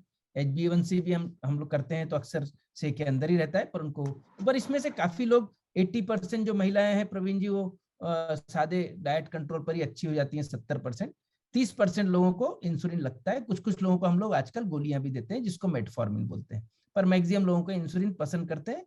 कभी कभी मेटफॉर्मिन देते हैं, which is also government of India के द्वारा। गोलियों पे भी आप कंट्रोल कर सकते हैं। मेटफॉर्मिन नाम की गोली एक ही गोली है जिसपे भारत देश में हम लोग अलाउड हैं देने के लिए। बाकी दवाइयां भारत देश के डाटा के हिसाब से अलाउड नहीं है, गवर्नमेंट के हिसाब से, तो हम वो नहीं देते, फिर हमको इंसुलिन देना पड़ता है।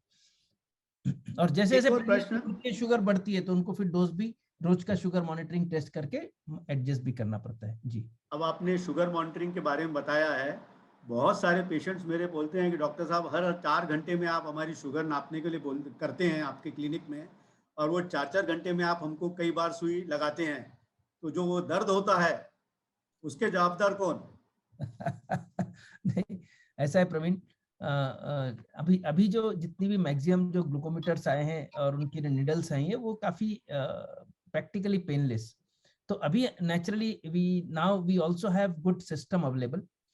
एक तो हम ग्लूकोमीटर से करते हैं जो सबके घर में रहता है, और आजकल पहले से स्ट्रिप्स भी थोड़ी सस्ती हो गई हैं। पहले तो जब मैंने खरीदा था ग्लूकोमीटर, पहला वाला जब प्रैक्टिस चालू किया था 1994 में, 93 में, तो मैंने 24,000 है, 26,000 है, 27,000 का खरीदा था उस समय, 27,000 का ग्लूकोमीटर।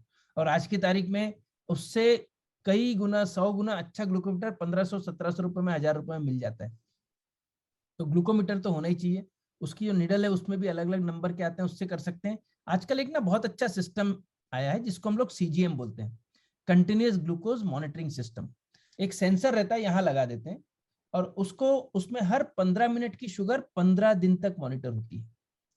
हर 15 मिनट की शुगर 15 दिन तक मॉनिटर होती है, और आपके उसमें सभी फ्लक्चुएशंस आ जाते हैं कि आपका सुबह कैसा था, दोपहर में कैसा था, रात में कैसा था, और पूरा 15 दिन का ग्राफ, एक दिन का ग्राफ, हर हफ्ते का ग्राफ उसमें ऐसा मिल के आता है, और हमको समझ में आता है कि आपका पैटर्न कैसा चल रहा है। यदि आपका पैटर्न बहुत ज्यादा गड़बड़ है तो वो तकलीफ ज्यादा है। सिर्फ HbA1c भर के भरोसे नहीं चलते, एक नई टर्मिनोलॉजी आई है हमारे मेडिसिन में, डायबिटीज में, which is called as glycemic variability. Glycemic variability यानी आपका, मैंने 2 लोग दिए, दोनों का HbA1c 7 है, परंतु एक का HbA1c बहुत कम और ज्यादा होके 7 आया एवरेज, और दूसरे का स्मूथ ऐसा रह के 7 आया। तो जिनका फ्लक्चुएशन कि साहब कभी 300 हो जाती है, कभी साहब 150 रहती है, कभी साहब 60 पे आ जाते हैं, 60 कभी पे आ जाती है, हाइपोग्लाइसेमिक हो जाती है। हाइपोग्लाइसीमिया, तो एवरेज तो आपका उतना ही आएगा, नॉर्मल आएगा, परंतु ऐसे लोगों में हार्ट की, खून की नलियों में डैमेज होने का जो है, अल्टीमेटली डायबिटीज के कॉम्प्लिकेशन क्यों होते हैं? ब्लड वेसल की डैमेज के कारण। हमारा पूरा शरीर ब्लड वेसल से बिछा हुआ है, ब्रेन में ब्लड वेसल्स है, हार्ट में, सब तरफ, और जहां जहां की वेसल खराब होती है, आंख की खराब हुई तो रेटिनोपैथी, किडनी की वेसल खराब हुई तो किडनी नाक नेफ्रोपैथी, हार्ट की खराब तो हार्ट अटैक। तो ये जो वेसल का डैमेज है, ऐसे फ्लक्चुएशन ज्यादा रहने से ज्यादा होता है। तो इसलिए हमको स्मूथ कंट्रोल भी होना जरूरी है 24/7। डॉक्टर साहब, आपने बहुत सारी चीज तो बताई है। किन लोगों में डायबिटीज के यानी डायबिटीज होने के रिस्क ज्यादा है? ऐसे कौन से लोग हैं जिनको डायबिटीज की रिस्क ज्यादा रहती है? हाँ, अभी ऐसा है कि जैसे किसी में मोटापा हो गया, या किसी में आनुवंशिकता सबसे बड़ा एक रोल होता है, कि यदि आपके माता पिता दोनों को मधुमेह है, यदि आपके माता पिता दोनों को मधुमेह है, तो आपको होने की संभावना करीब करीब 70 से 80% है। यदि माता पिता में से किसी एक को यदि आपके यहाँ है, तो करीब करीब 40% चांसेस है। इसके अलावा एक कभी कभी होता है कि माता पिता में से एक को और किसी सेकेंड डिग्री रिलेटिव, दादा दादी, मामा मौसी, चाचा, बुआ, या और भाई बहन जो होते हैं वो फर्स्ट डिग्री रिलेटिव में, ऐसे किसी और को भी रहा तो भी आपको संभावना 60 to 70% रहती है। और यदि किसी को नहीं है, आप नागपुर जैसे शहर में रह रहे हैं, तो आपको अर्बनाइजेशन के जो, जिसको बोलते हैं टैक्स देना है, टैक्स जो देना है, वो उसके कारण आपकी संभावना 12 से 14% तक होती है। आप यदि गांव में जाके रहने लगेंगे तो आपकी संभावना 6 से 8% रह जाएगी। तो that is how the obesity, physical inactivity, यदि आपने एक्सरसाइज नहीं कर रहे हैं, खाना पीना बहुत ज्यादा कर रहे हैं, स्ट्रेस के कारण भी डायबिटीज हो सकता है, वायरल इन्फेक्शन से हो सकता है, इस तरह से डायबिटीज। अब आजकल कोविड के बाद भी बहुत सारे डायबिटीज निकल रहे हैं।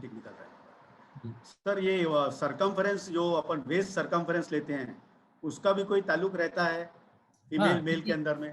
हाँ, यदि आपकी वेस्ट सरकमफेरेंस 90 सेंटीमीटर से ऊपर है मेल में, या 80 सेंटीमीटर से ऊपर फीमेल में है, तो ऐसे लोगों को भी डायबिटीज होने की संभावना ज्यादा होती है। उसको हम लाइटर वे में बोलते हैं, जब पेट बन जाए मटका, तो लगे स्वास्थ्य को झटका। तो इसलिए आपको पेट को मटका नहीं होने देना है। Yes yes yes.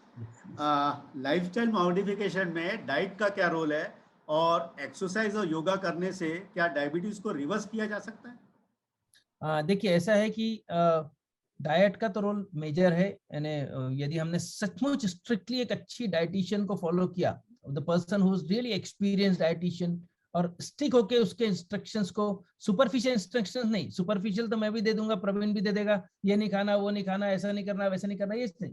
पर यदि आप एक अच्छी डाइटिशियन से स्ट्रिक्टली उसको फॉलो करें, तो बहुत सारे मधुमेही हैं, वो अपनी लाइफस्टाइल को सुधार के, या तो गोली बंद, कई लोग हैं जिनको गोली नहीं हुई है, शुरू नहीं होगी, कई लोगों की गोलियों के डोजेस कम हो सकते हैं, कई लोगों के इंसुलिन के डोजेस कम हो सकते हैं, कई लोगों के वेट रिडक्शन हो सकते हैं। आजकल एक बड़ा अच्छा नया डाटा आया है, रिवर्सल डायबिटीज का जो कॉन्सेप्ट है कि डायबिटीज रिवर्स हो जाता है, यह भी आया है यदि आपने बहुत अच्छे हाइपो कैलोरी डाइट ली, यदि आपने 1000 कैलोरी या 1100 या 900 कैलोरी डाइट लेके आपने थ्रू आउट मैनेज किया, तो उससे रिवर्सल होता दिख रहा है लोगों में टाइप 2 डायबिटीज में।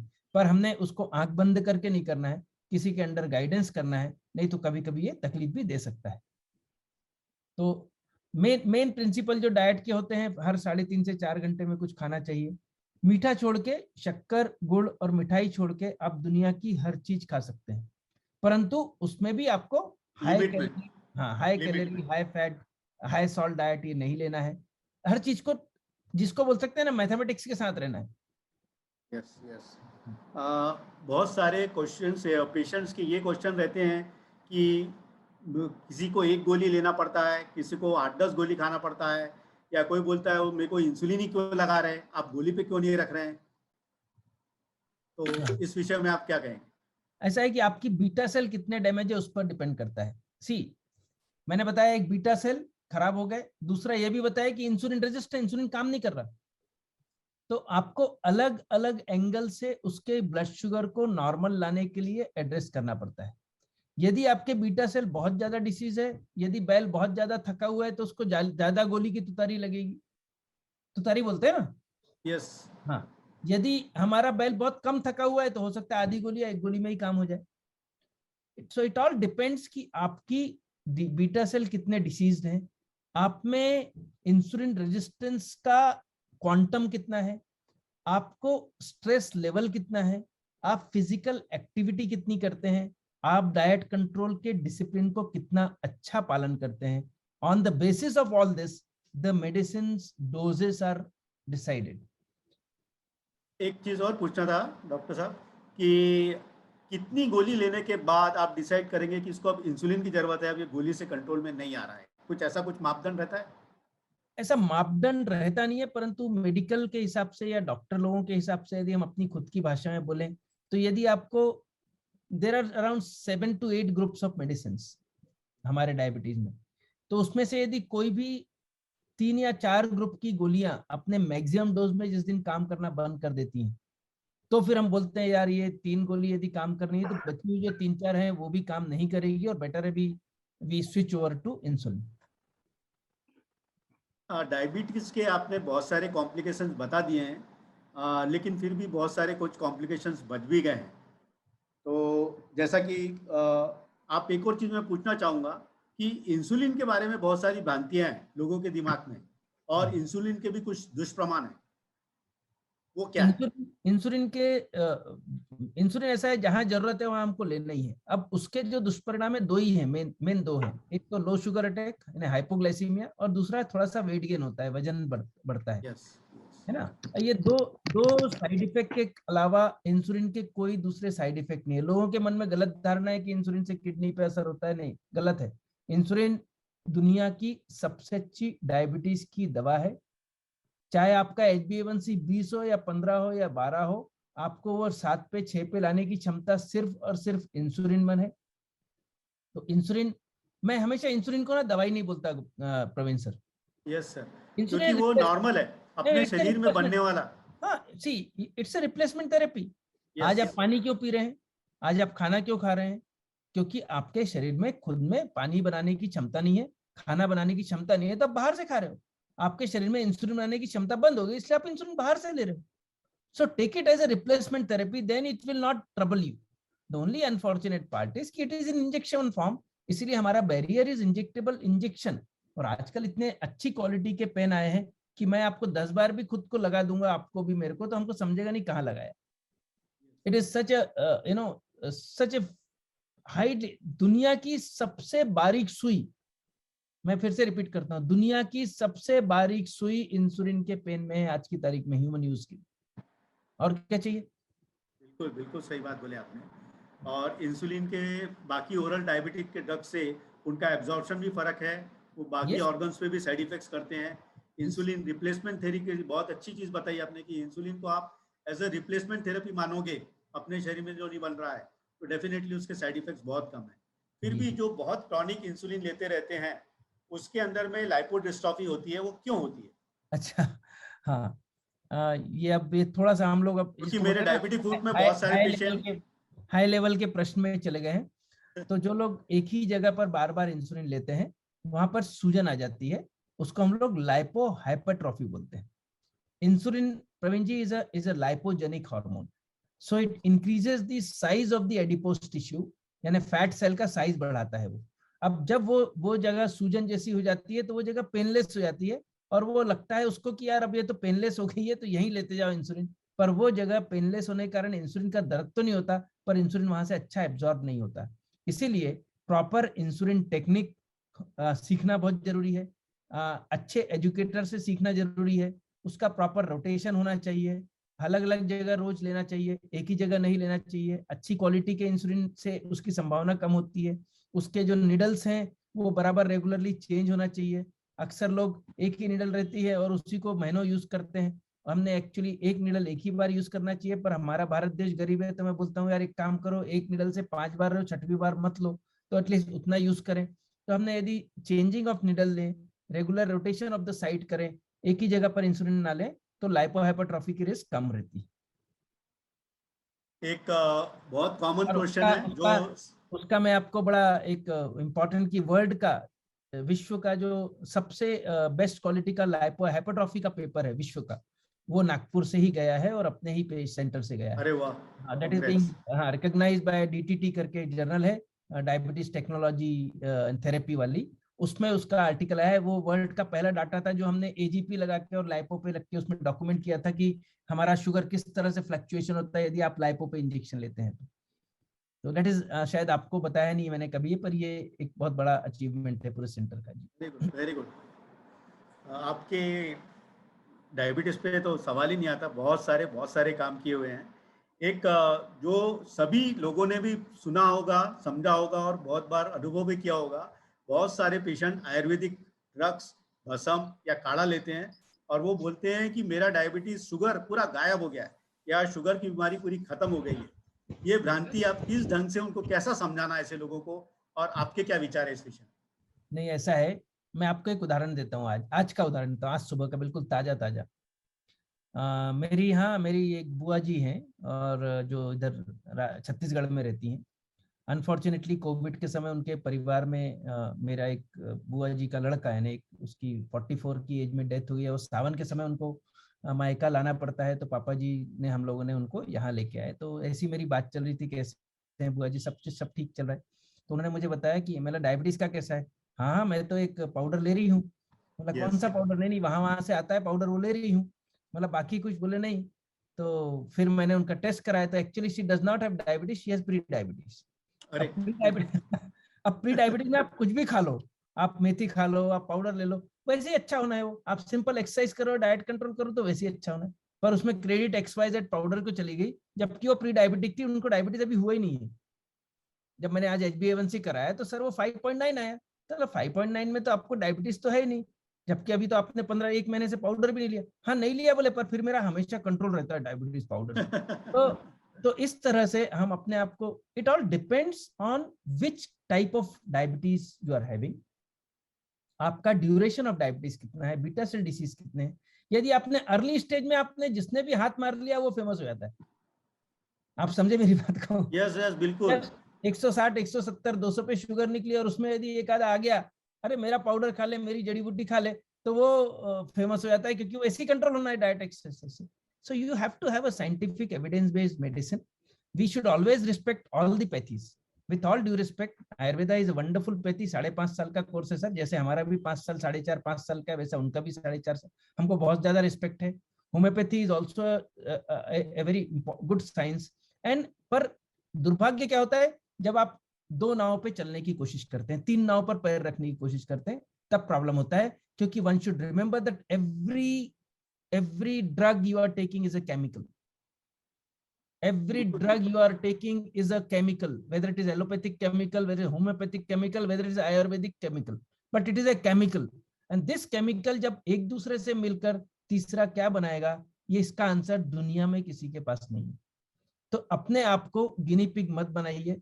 एक बीबी के साथ रहते तो एक ही साथ रहिए, उसको मिस मत कीजिए। दूसरी को, गर्लफ्रेंड को घर में मत लाइए, एक के साथ चलने दीजिए, तो जिंदगी स्मूथ चलेगी। हाँ, कुछ कुछ चीजें होती है। आप मुझे बोलेंगे साहब मेथी लेना है, मैं बोला हाँ बिल्कुल ले बेटा, मेथी तो मैं रोज घर में खाता हूँ, तू भी खा। तो आप बोलोगे साहब मेरे को इसबगोल का पाउडर कॉन्स्टिपेशन के लिए लेना है, बोला पक्का ले बेटा, इसबगोल का पाउडर तो हम लोग सब लोग लेते हैं। डॉक्टर साहब मेरे को वो यानी क्या बोलते हैं, फाइबर में बहुत ज्यादा खाना है, तो हाँ बिल्कुल मेथी भी लो, ये भी लो, दूसरे पाउडर, भाजी खाओ। परंतु जब वो ड्रग के रूप में आता है तो उसमें थोड़ा सा प्रॉब्लम होने की संभावना रहती है। कोरोना में बहुत सारी चीजें हुई, बहुत सारी कोरोना की दवाइयां भी निकली, उसके बाद भी फेज 2 आ गया, इतने सारे लोगों ने गोलियां खाई करोड़ों के रुपए में, पर उससे भी हुआ। तो इस तरह की हमने जो गैर जिम्मेदार जो चीजें आती हैं उससे हमको बच के रहना पड़ेगा। अपने आप को रिस्क में नहीं डालना चाहिए। There is evidence, allopathy and other medicine में फर्क क्या है, ये बहुत इंपॉर्टेंट समझना। We practice evidence based medicine. बाप दाखो नहीं तो श्राद्ध कर। अपने पूरी एनालिसिस होगा, मेटा एनालिसिस होगा, उसके बाद आप ही आप जो एक गोली खा रहे हैं, वह गोली आपको मुंह में डालने के पहले कम से कम उसका 14 से 18-20 साल तक रिसर्च हुआ है, उसके बाद आपको खाने के लिए दी गई है।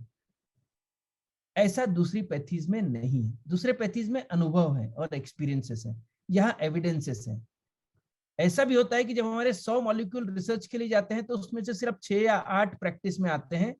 96, 93, 94 मॉलिक्यूल है वो फेल होते हैं। इतना स्ट्रिक्ट विजन रहता है अथॉरिटी का।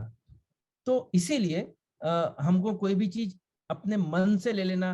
कई लोगों ने काढ़ा पिया, कई लोगों ने गिलोय कुछ होता है, मैंने तो देखा नहीं, पर लोगों ने गिलोय पिया और लोगों के लीवर फेल्यूर में देखा है। One of the patient even in the same Chhattisgarh area has landed up with liver failure, liver transplant बोला उसको, क्योंकि उसने बिल्कुल अननोइंगली खूब सारा गिलोय और क्या क्या पाउडर जड़ी बूटी। जैसा कि सर कोरोना पीरियड के अंदर में लोगों ने काढ़ा हर 2-2 घंटे में पीना चालू किया, and they develop liver failure also, ulcers also. बहुत सारे अल्सर्स वाले पेशेंट्स आए मेरे पास। ये किडनी के ऊपर असर हुए लोगों के। हमारे अच्छे वाले डायबिटीज के पेशेंट जिनका क्रिएटिन नॉर्मल था, वो 1 साल में किसी का क्रिएटिन बढ़ गया, कुछ हो गया। लीवर एंजाइम तो कितने लोगों के बड़े हैं। तो अल्टीमेटली ये धातु कहीं ना कहीं जाके तकलीफ देती है, यदि उसमें धातु है तो वो है। और केमिकल्स का तो हमने अपने अननेसेसरी कोई चीज नहीं करना चाहिए। कोई भी काम करे उसको डिसिप्लिन तरीके से अंडर क्लोज विजन या ऑब्जर्वेशन करना चाहिए। ये एरिया में सर डायबिटिक फूड पे काफी काम किया है मैंने हमारे इतवारी एरिया में, और उसके संबंधित बहुत सारे क्वेश्चन हैं, लेकिन टाइम होने की वजह से मैं कुछ ही क्वेश्चन पूछूंगा कि डायबिटीज फूड जिसको भी होता है, जैसे आपने बहुत ही सुंदर बताया, जैसे अपन चेहरा रोज आईने में देखते हैं, मैं हर पेशेंट को बोलता हूँ कि सोने के पहले अपना पाँव जरूर देखना, क्योंकि डायबिटिक में वेरियस टाइप ऑफ न्यूरोपैथी और ब्लड सप्लाई भी कम हो जाता है बिकॉज ऑफ एथिरोमा वगैरह। तो ऐसे पेशेंट्स को आप क्या परहेज बताएंगे? और उनको डिफरेंट टाइप की न्यूरोपैथी रहती है, किसी को सेंसरी न्यूरोपैथी रहती है, किसी को मोटर न्यूरोपैथी होती है। तो आप उनमें क्या सलाह देना चाहेंगे ऐसे डायबिटिक फुट वाले पेशेंट्स को? क्या परहेज बताएंगे, क्या सलाह देंगे? देखिए, अभी लोग उठना धीरे धीरे शुरू होने के चांसेस दिख रहे हैं, इसलिए हमने लंबा नहीं खींचना चाहिए। परंतु हाँ, पैरों की हिफाजत सिखाई जाती है कि आप अपने जो पैर हैं उसको हमेशा साफ रखें, हमेशा उसको ऑब्जर्व करते रहें। कॉटन के सॉक्स पहनना चाहिए हमने, उसमें इलास्टिक वाले या सेमी सिंथेटिक सॉक्स नहीं पहनना चाहिए। ऊंचे हिल के सैंडल्स या शूज नहीं पहनने चाहिए। हमारी जो सामने की जो उंगलियां हैं उसको मूवमेंट के लिए जगह रहना चाहिए, तो नुकीले वाले मुंह वाले शूज या सैंडल्स नहीं पहनना चाहिए। ऊंचे हिल के शूज या सैंडल्स नहीं पहनना चाहिए। नख आप जब काटते हैं तो आपको स्ट्रेट काटना चाहिए। कॉर्नर काट के शेप देने की कोशिश में आप अपने आप को इंज्योर कर सकते हैं, पर आपको दर्द नहीं हो रहा है, फिर वहां पर इन्फेक्शन हो सकता है, वहां से फिर पस फॉर्म हो सकता है। इसी तरह टोनेल हो जाता है, इनग्रोइंग टोनेल या इनग्रोइंग टोनेल होता है कि आपका जो खुद का जो नेल है, यानी क्या बोल सकते हैं, क्या बोलते हैं उसको, नेल बेड का जो कॉर्नर काटते हैं अपने, नखून है, वो अंदर आपके खुद ही के अंदर चला जाता है। उसको भी आपको सीधा डॉक्टर सर्जन के पास जाके सीधा करवाना चाहिए। 2 उंगलियों के बीच में क्राउडिंग हो जाती है, क्राउडिंग बोलते हैं उसको, और उसके कारण वहां पर कचरा जमा हो जाता है। कई बार फंगल इन्फेक्शन हो जाता है जिसको हम लोग चिखली बोलते हैं पैर में, और वह चिखली बरसात के दिन में, और फिर वहां से इन्फेक्शन अंदर जाता है। तो उन दोनों के बीच में यदि ऐसा है तो वहां बीच में कॉटन लगाना चाहिए। हमेशा उसको धो के कॉटन, आपके जो स्किन है ड्राई हो जाती है डायबिटीज में, उसको मॉइस्चराइजर से हमेशा नॉर्मल रखना चाहिए। तो इस तरह के और जब आप शूज खरीदते हैं, last but not the least, आपने डायबिटीज वाले ने जब शूज खरीदने जाता है तो सुबह शूज खरीदने नहीं, सुबह नहीं खरीदना, शाम को खरीदना। सुबह आपको सूजन नहीं रहती है पैर में, शाम को कई लोगों को सूजन आ सकती है। फिर अपन पहले सवेरे 7 नंबर का लगता है, रात में 8 नंबर, शाम को खरीदे तो 8 नंबर का लगता है। पर अपन बनिया लोग हैं तो अपन लोग क्या करते हैं कि अच्छा यार 7 का खरीद के ले आया, अब वो वापस कैसे करना, तो पहनते हैं और उसको फिर शू बाइट होती है, फिर वो शू बाइट अल्सर बनती है, अल्सर से पस बनता है, पस से गैंग्रीन होता है, गैंग्रीन होने के बाद में आप प्रवीण के पास जाते हो, वो बोलता है आप शुगर कंट्रोल करो नहीं तो गैंग्रीन होके तकलीफ हो जाएगी, फिर वो गैंग्रीन होके अल्टीमेटली अंगूठा या पैर हमको काटने की नौबत आती है। वहां तक नहीं जाना चाहिए, इसलिए पहले दिन से शू आप दोपहर में खरीदो, सवेरे मत खरीदो। तो ऐसी छोटी छोटी चीजें होती है। और छोटा सा छोटा सा होता है, थोड़ा सा भी सूजन होता है, तुरंत सर्जन को बताइए, तुरंत अपने फिजिशियन को बताइए। वो चीज बाहर आगे बढ़ने के पहले हमको care. 85% of the amputation, very important statement, 85% of the below knee amputations are preventable. Yes, yes, very correct. And this is European data. India का डाटा रहेगा तो मेरे हिसाब से 95%. Yes, yes, yes, very correct. क्योंकि डायबिटिक न्यूरोपैथी में उनको sensation नहीं रहते वहाँ, तो उनको जैसे गरम सड़क पे चल गए नंगे पाँव या कुछ चुप गया तो उनको उसका अनुभव नहीं होता है, और बिकॉज शुगर भी ज्यादा रहती है इसलिए वो पक जाता है। शुरुआत मोस्टली पेशेंट को ये होता है, छाले आ जाते हैं, वो देखते ही नहीं, ध्यान ही नहीं देते रात को सोते समय। नहीं, उनको डर नहीं होता है, कई बार सोए रहते हैं, उनको चूहे काट के चले जाते हैं, उनको मालूम नहीं पड़ता, मालूम ही नहीं पड़ता। बोलते हैं वो, खासकर जो जमीन पे सोते लोग हैं, गाँव में खासकर होता है, तो चूहे उसको रेड बाइट बोलते हैं, और वो समाउ रेड को वो मीठा वाला खून ज्यादा पसंद आता है, तो वहाँ बहुत सारे रेड बाइट होते हैं, प्रैक्टिकली सब तरफ पूरे के पूरे अंगूठे चले जाते हैं टिप उनके, तो red bite is also common. एक ऑडियंस की तरफ से एक प्रश्न आया था, इंसुलिन डिपो क्या है, उसका कोई यूज है, कैसा है, क्या है डिपो फॉर्म ऑफ इंसुलिन? नहीं, इस इंसुलिन डिपो करके कोई टर्मिनोलॉजी नहीं होती, इंसुलिन पैचेस आते हैं, वो यूएस में अवेलेबल है, इंडिया में अवेलेबल नहीं है। तो आपको वो एक्चुअली क्या होता है, आप उसमें आपको कंटिन्यूस प्रिक नहीं देना पड़ता है, आप वो पैच में डाल देते हैं इंसुलिन, फिर वहां से दबा देते हैं तो अंदर चला जाता है, तो that is called as insulin patch. But insulin depot ऐसा नहीं रहता है। कुछ कुछ अभी नए प्रकार के इंसुलिन आए हैं जो कि लॉन्ग एक्टिंग इंसुलिन कहलाते हैं, तो when you inject these insulin then they form a depot that's called as subcutaneous में, एंड दिस डिपो जो रहता है वो हमारे स्किन के सबक्यूटेनियस टिश्यू स्किन के नीचे रहता है, और वहां से फिर वो इंसुलिन धीरे धीरे रिलीज होते रहता है, that is what is insulin depot. अभी मैं एक बहुत इंपॉर्टेंट क्वेश्चन ये है कि डायबिटीज का जो रिसेंट मैनेजमेंट ट्रेंड है उसके बारे में लोग जानकारी दीजिए।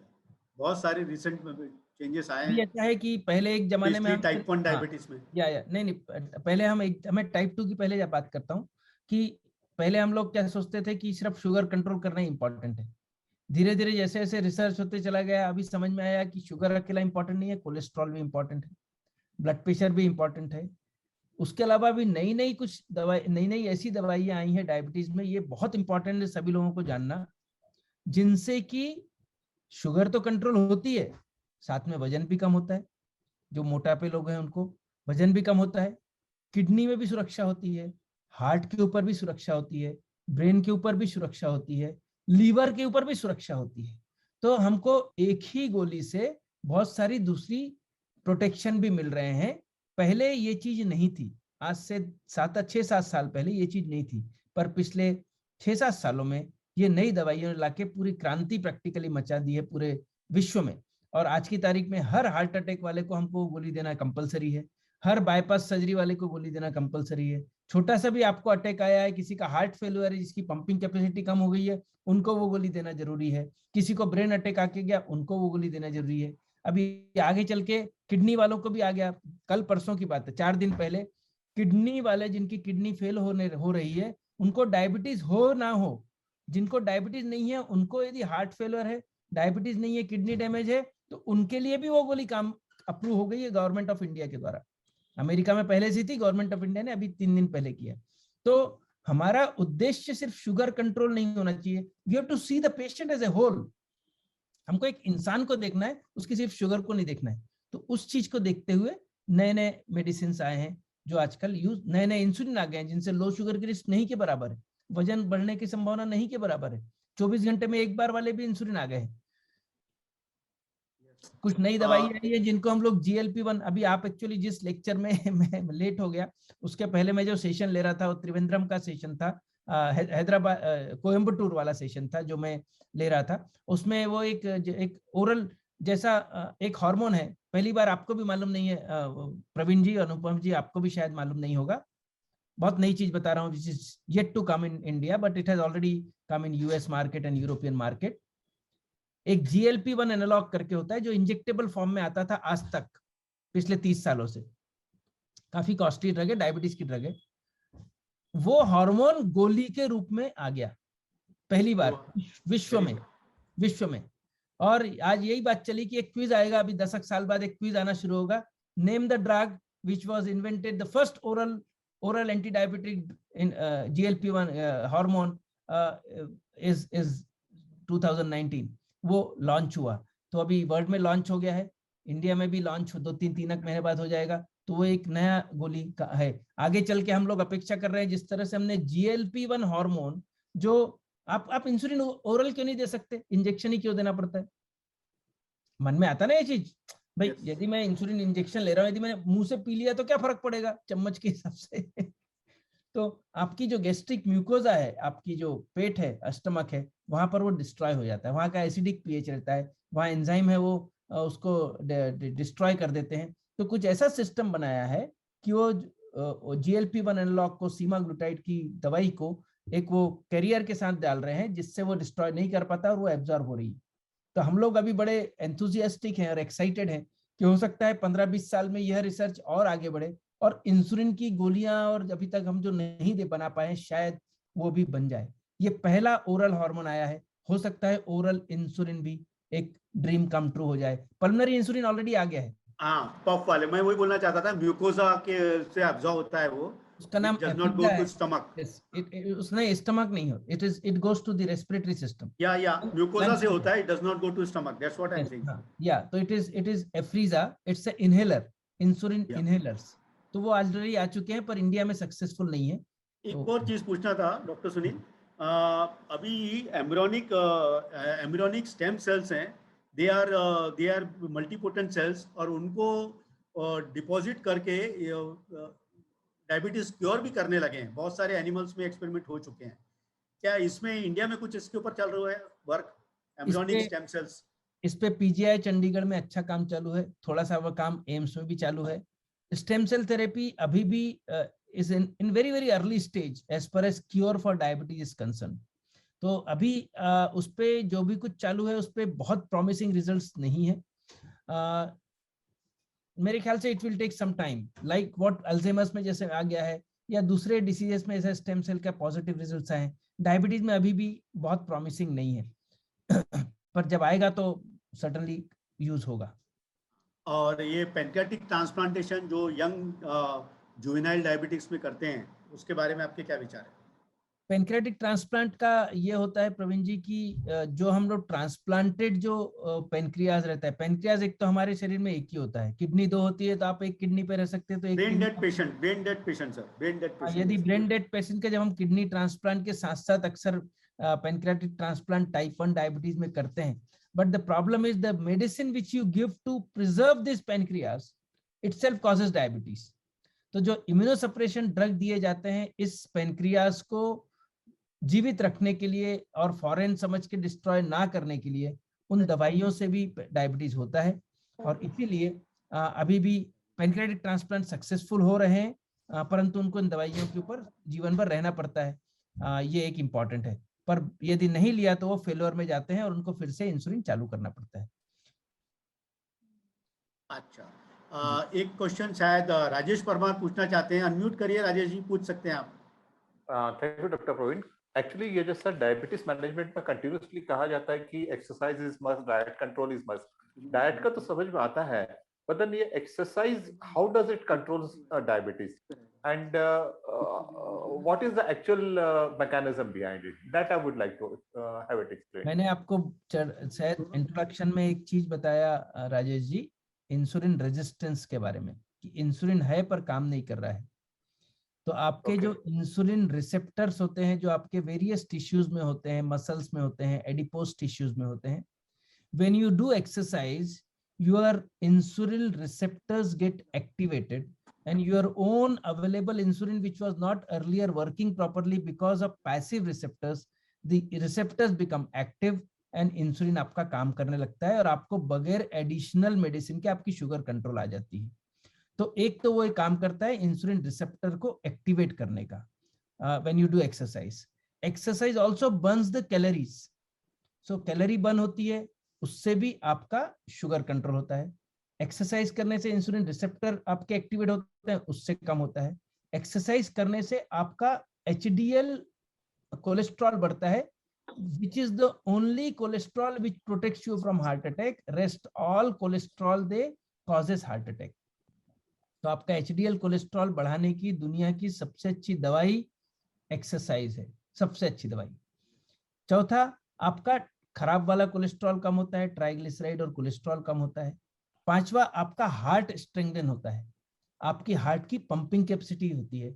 And last but not the least is that you feel better, your stress level reduces, and that is why one should go for every person with diabetes.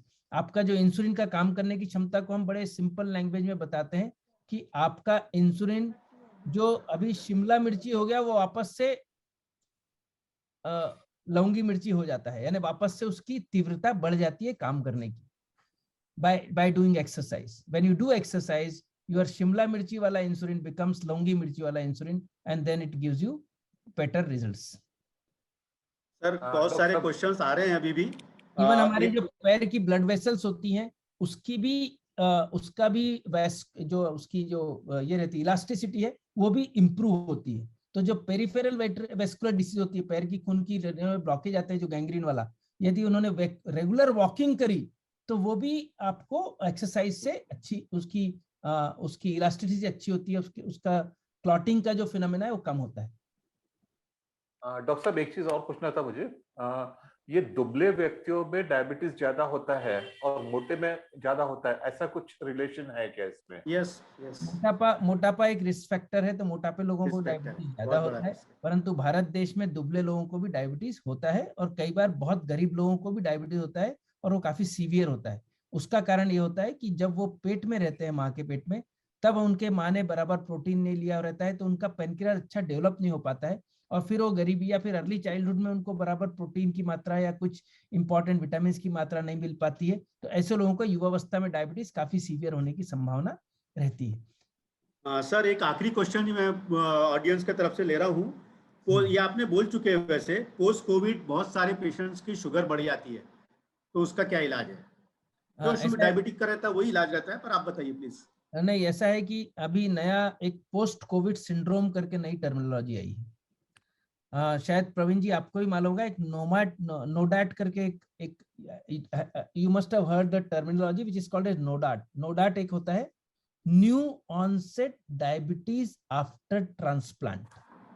आपने किडनी ट्रांसप्लांट किया, आपने लीवर ट्रांसप्लांट किया, उसकी दवाई दी और उसके बाद आपको डायबिटीज हो गया, इसको हम लोग न्यू ऑनसेट डायबिटीज नोडाट बोलते हैं आफ्टर ट्रांसप्लांट। वैसे ही मैंने एक टर्मिनोलॉजी निकाली है, शायद वो अप्रूव हो जाएगी ग्लोबली आगे चल के, new onset diabetes after COVID, न्यूडैक।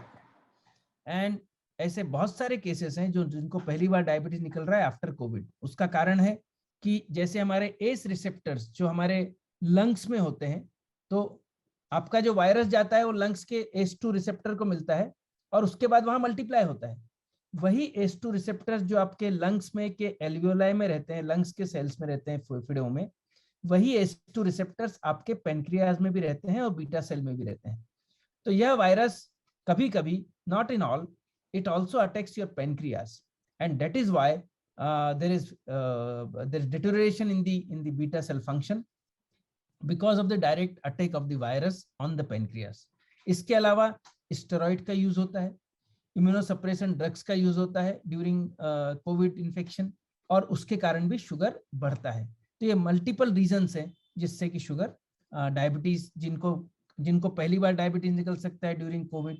ऐसा भी हो सकता है आपका शुगर कोविड के पहले बहुत अच्छा कंट्रोल था, आपको स्टेरॉइड मिला, बाकी सब ड्रग्स मिली, उसके बाद आपका शुगर एकदम से बढ़ गया। कई लोगों को डायरेक्ट वायरल इन्फेक्शन से एकदम से बढ़ गया।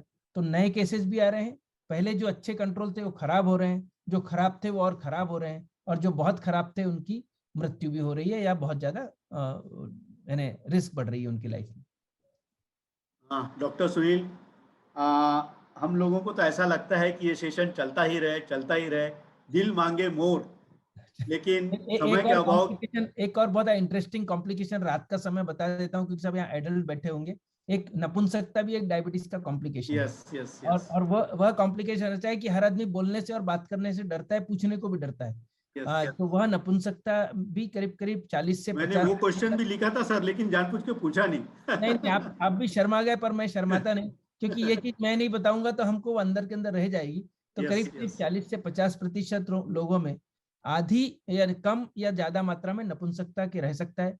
परंतु यदि आपने शुगर अच्छे से कंट्रोल करी, अच्छे से अपना वजन कंट्रोल रहा, यदि हम शराब पीते हैं, शराब बंद किया, स्मोकिंग बंद करी, तो वह भी अच्छी हो सकती है और आप भी नॉर्मल सेक्स लाइफ भी जी सकते हैं। महिलाओं में भी सेक्स के प्रॉब्लम आते हैं, जिनको महिलाओं को डायबिटीज रहता है, उनमें ड्राइनेस ऑफ वजाइना होता है, बार बार वजाइनल इन्फेक्शंस होते हैं, वहाँ फाइब्रोसिस हो सकता है, पेनफुल इंटरेक्शंस हो सकते हैं, इंटरकोर्स पेनफुल हो सकता है, ऑर्गेजम जो बोलते हैं पीक हमारा सेक्स का रहता है वो डिले हो सकता है। परंतु ये सभी चीजें मैनेज हो सकती है यदि आपने अपनी शुगर को कंट्रोल में रखी। हमारे इंटरनेशनल प्रेसिडेंट और डिस्ट्रिक्ट गवर्नर ने डायबिटीज अवेयरनेस स्लोगन, जैसे आपने बोला है कि टेबल का टॉप अवेयरनेस है, ये बहुत बड़ा स्लोगन हमारे इंटरनेशनल प्रेसिडेंट का भी है और डिस्ट्रिक्ट गवर्नर का भी है। तो मैं आशा करता हूं और रिक्वेस्ट करता हूं आपसे कि जब भी मैं फिजिकल डायबिटिक कैंप लूंगा, जैसे कि आपके साथ एक बार ले चुका हूं, तो आप उसमें अपनी टीम के साथ जरूर शामिल होंगे। इस आशा के साथ में मैं समय के अभाव के कारण ये सेशन को समाप्त घोषित करना चाहता हूँ। सर, क्या आप ज्वाइन होंगे हमारे साथ फिजिकल कैंप के लिए? प्रवीण जी, आप मेरे बड़े भाई जैसे हैं, आप जब भी याद करेंगे। और आपका इतना अच्छा प्रोग्राम, रात को यदि मुझे 10:30 बजे भी लोग बैठ के सुन रहे हैं और शायद एक भी नंबर कम नहीं दिख रहा है अभी, नहीं हुआ सर, कम नहीं हुए थे। एक भी कम नहीं दिख रहे हैं, तो वह एक बहुत बड़ा सम्मान है। और सभी अपने अपने घर के बड़े जाने माने व्यक्ति हैं लॉयंस क्लब से। जो मैं खुद लॉयन रहा हुआ हूँ कई सालों तक, समय के अभाव के कारण मैं शायद कोरोना के टाइम में कैसा क्राउड है, उनका बेड चादर सब जो भी रहती है। हाँ, हेलो, कौन? उर्मिला भाभी पूछ रहे हैं? आप अपना अनम्यूट करिए, माइक अनम्यूट करिए। एक क्वेश्चन आया है वैभव। हाँ, वैभव सर भी पूछ रहे हैं। हाँ, पूछिए। तो पहले वैभव का पूछ लो। हाँ, तो पूछिए, क्वेश्चन पूछिए। नहीं, वैभव जी के चैट बॉक्स में डाला है अनुपमा। हाँ, ये the current insurance serum is post-prandial is 52. 1 month it was 192. Do I need to do anything? I feel lifestyle modification is important रहेगा. Fasting insulin is more validated than the post-prandial insulin level. So do the fasting one. दूसरा कुछ एक ही question है, बाकी तो शायद एक post Covid many के बात हो गई हमारी। हो चुका सर, हो चुके, बाकी क्वेश्चन हो चुके, मैंने कवर कर लिया हूँ। ये क्वेश्चन भी मुझे, हाँ,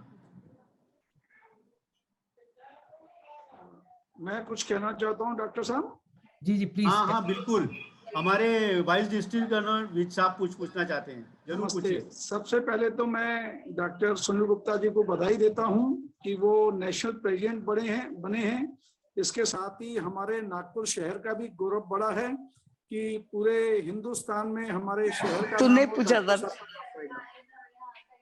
डॉक्टर साहब, मैं ये आपसे कहना चाहता हूँ कि आप हमारे को ये सजेस्ट कीजिए कि हम किस तरीके से इस बीमारी के लिए जागरूकता पब्लिक के बीच में लाएं, किस तरीके के हम कैंप करें या अवेयरनेस लाएं। जैसा कि आपने खुद भी कहा है कि पब्लिक के बीच में अभी अवेयरनेस बहुत कम है, तो इसके लिए हमने क्या करना चाहिए ताकि पब्लिक और जागरूकता इसके लिए ला सके? मेरे हिसाब से विश्व इसमें हमको अलग अलग लेवल पर काम करना पड़ेगा।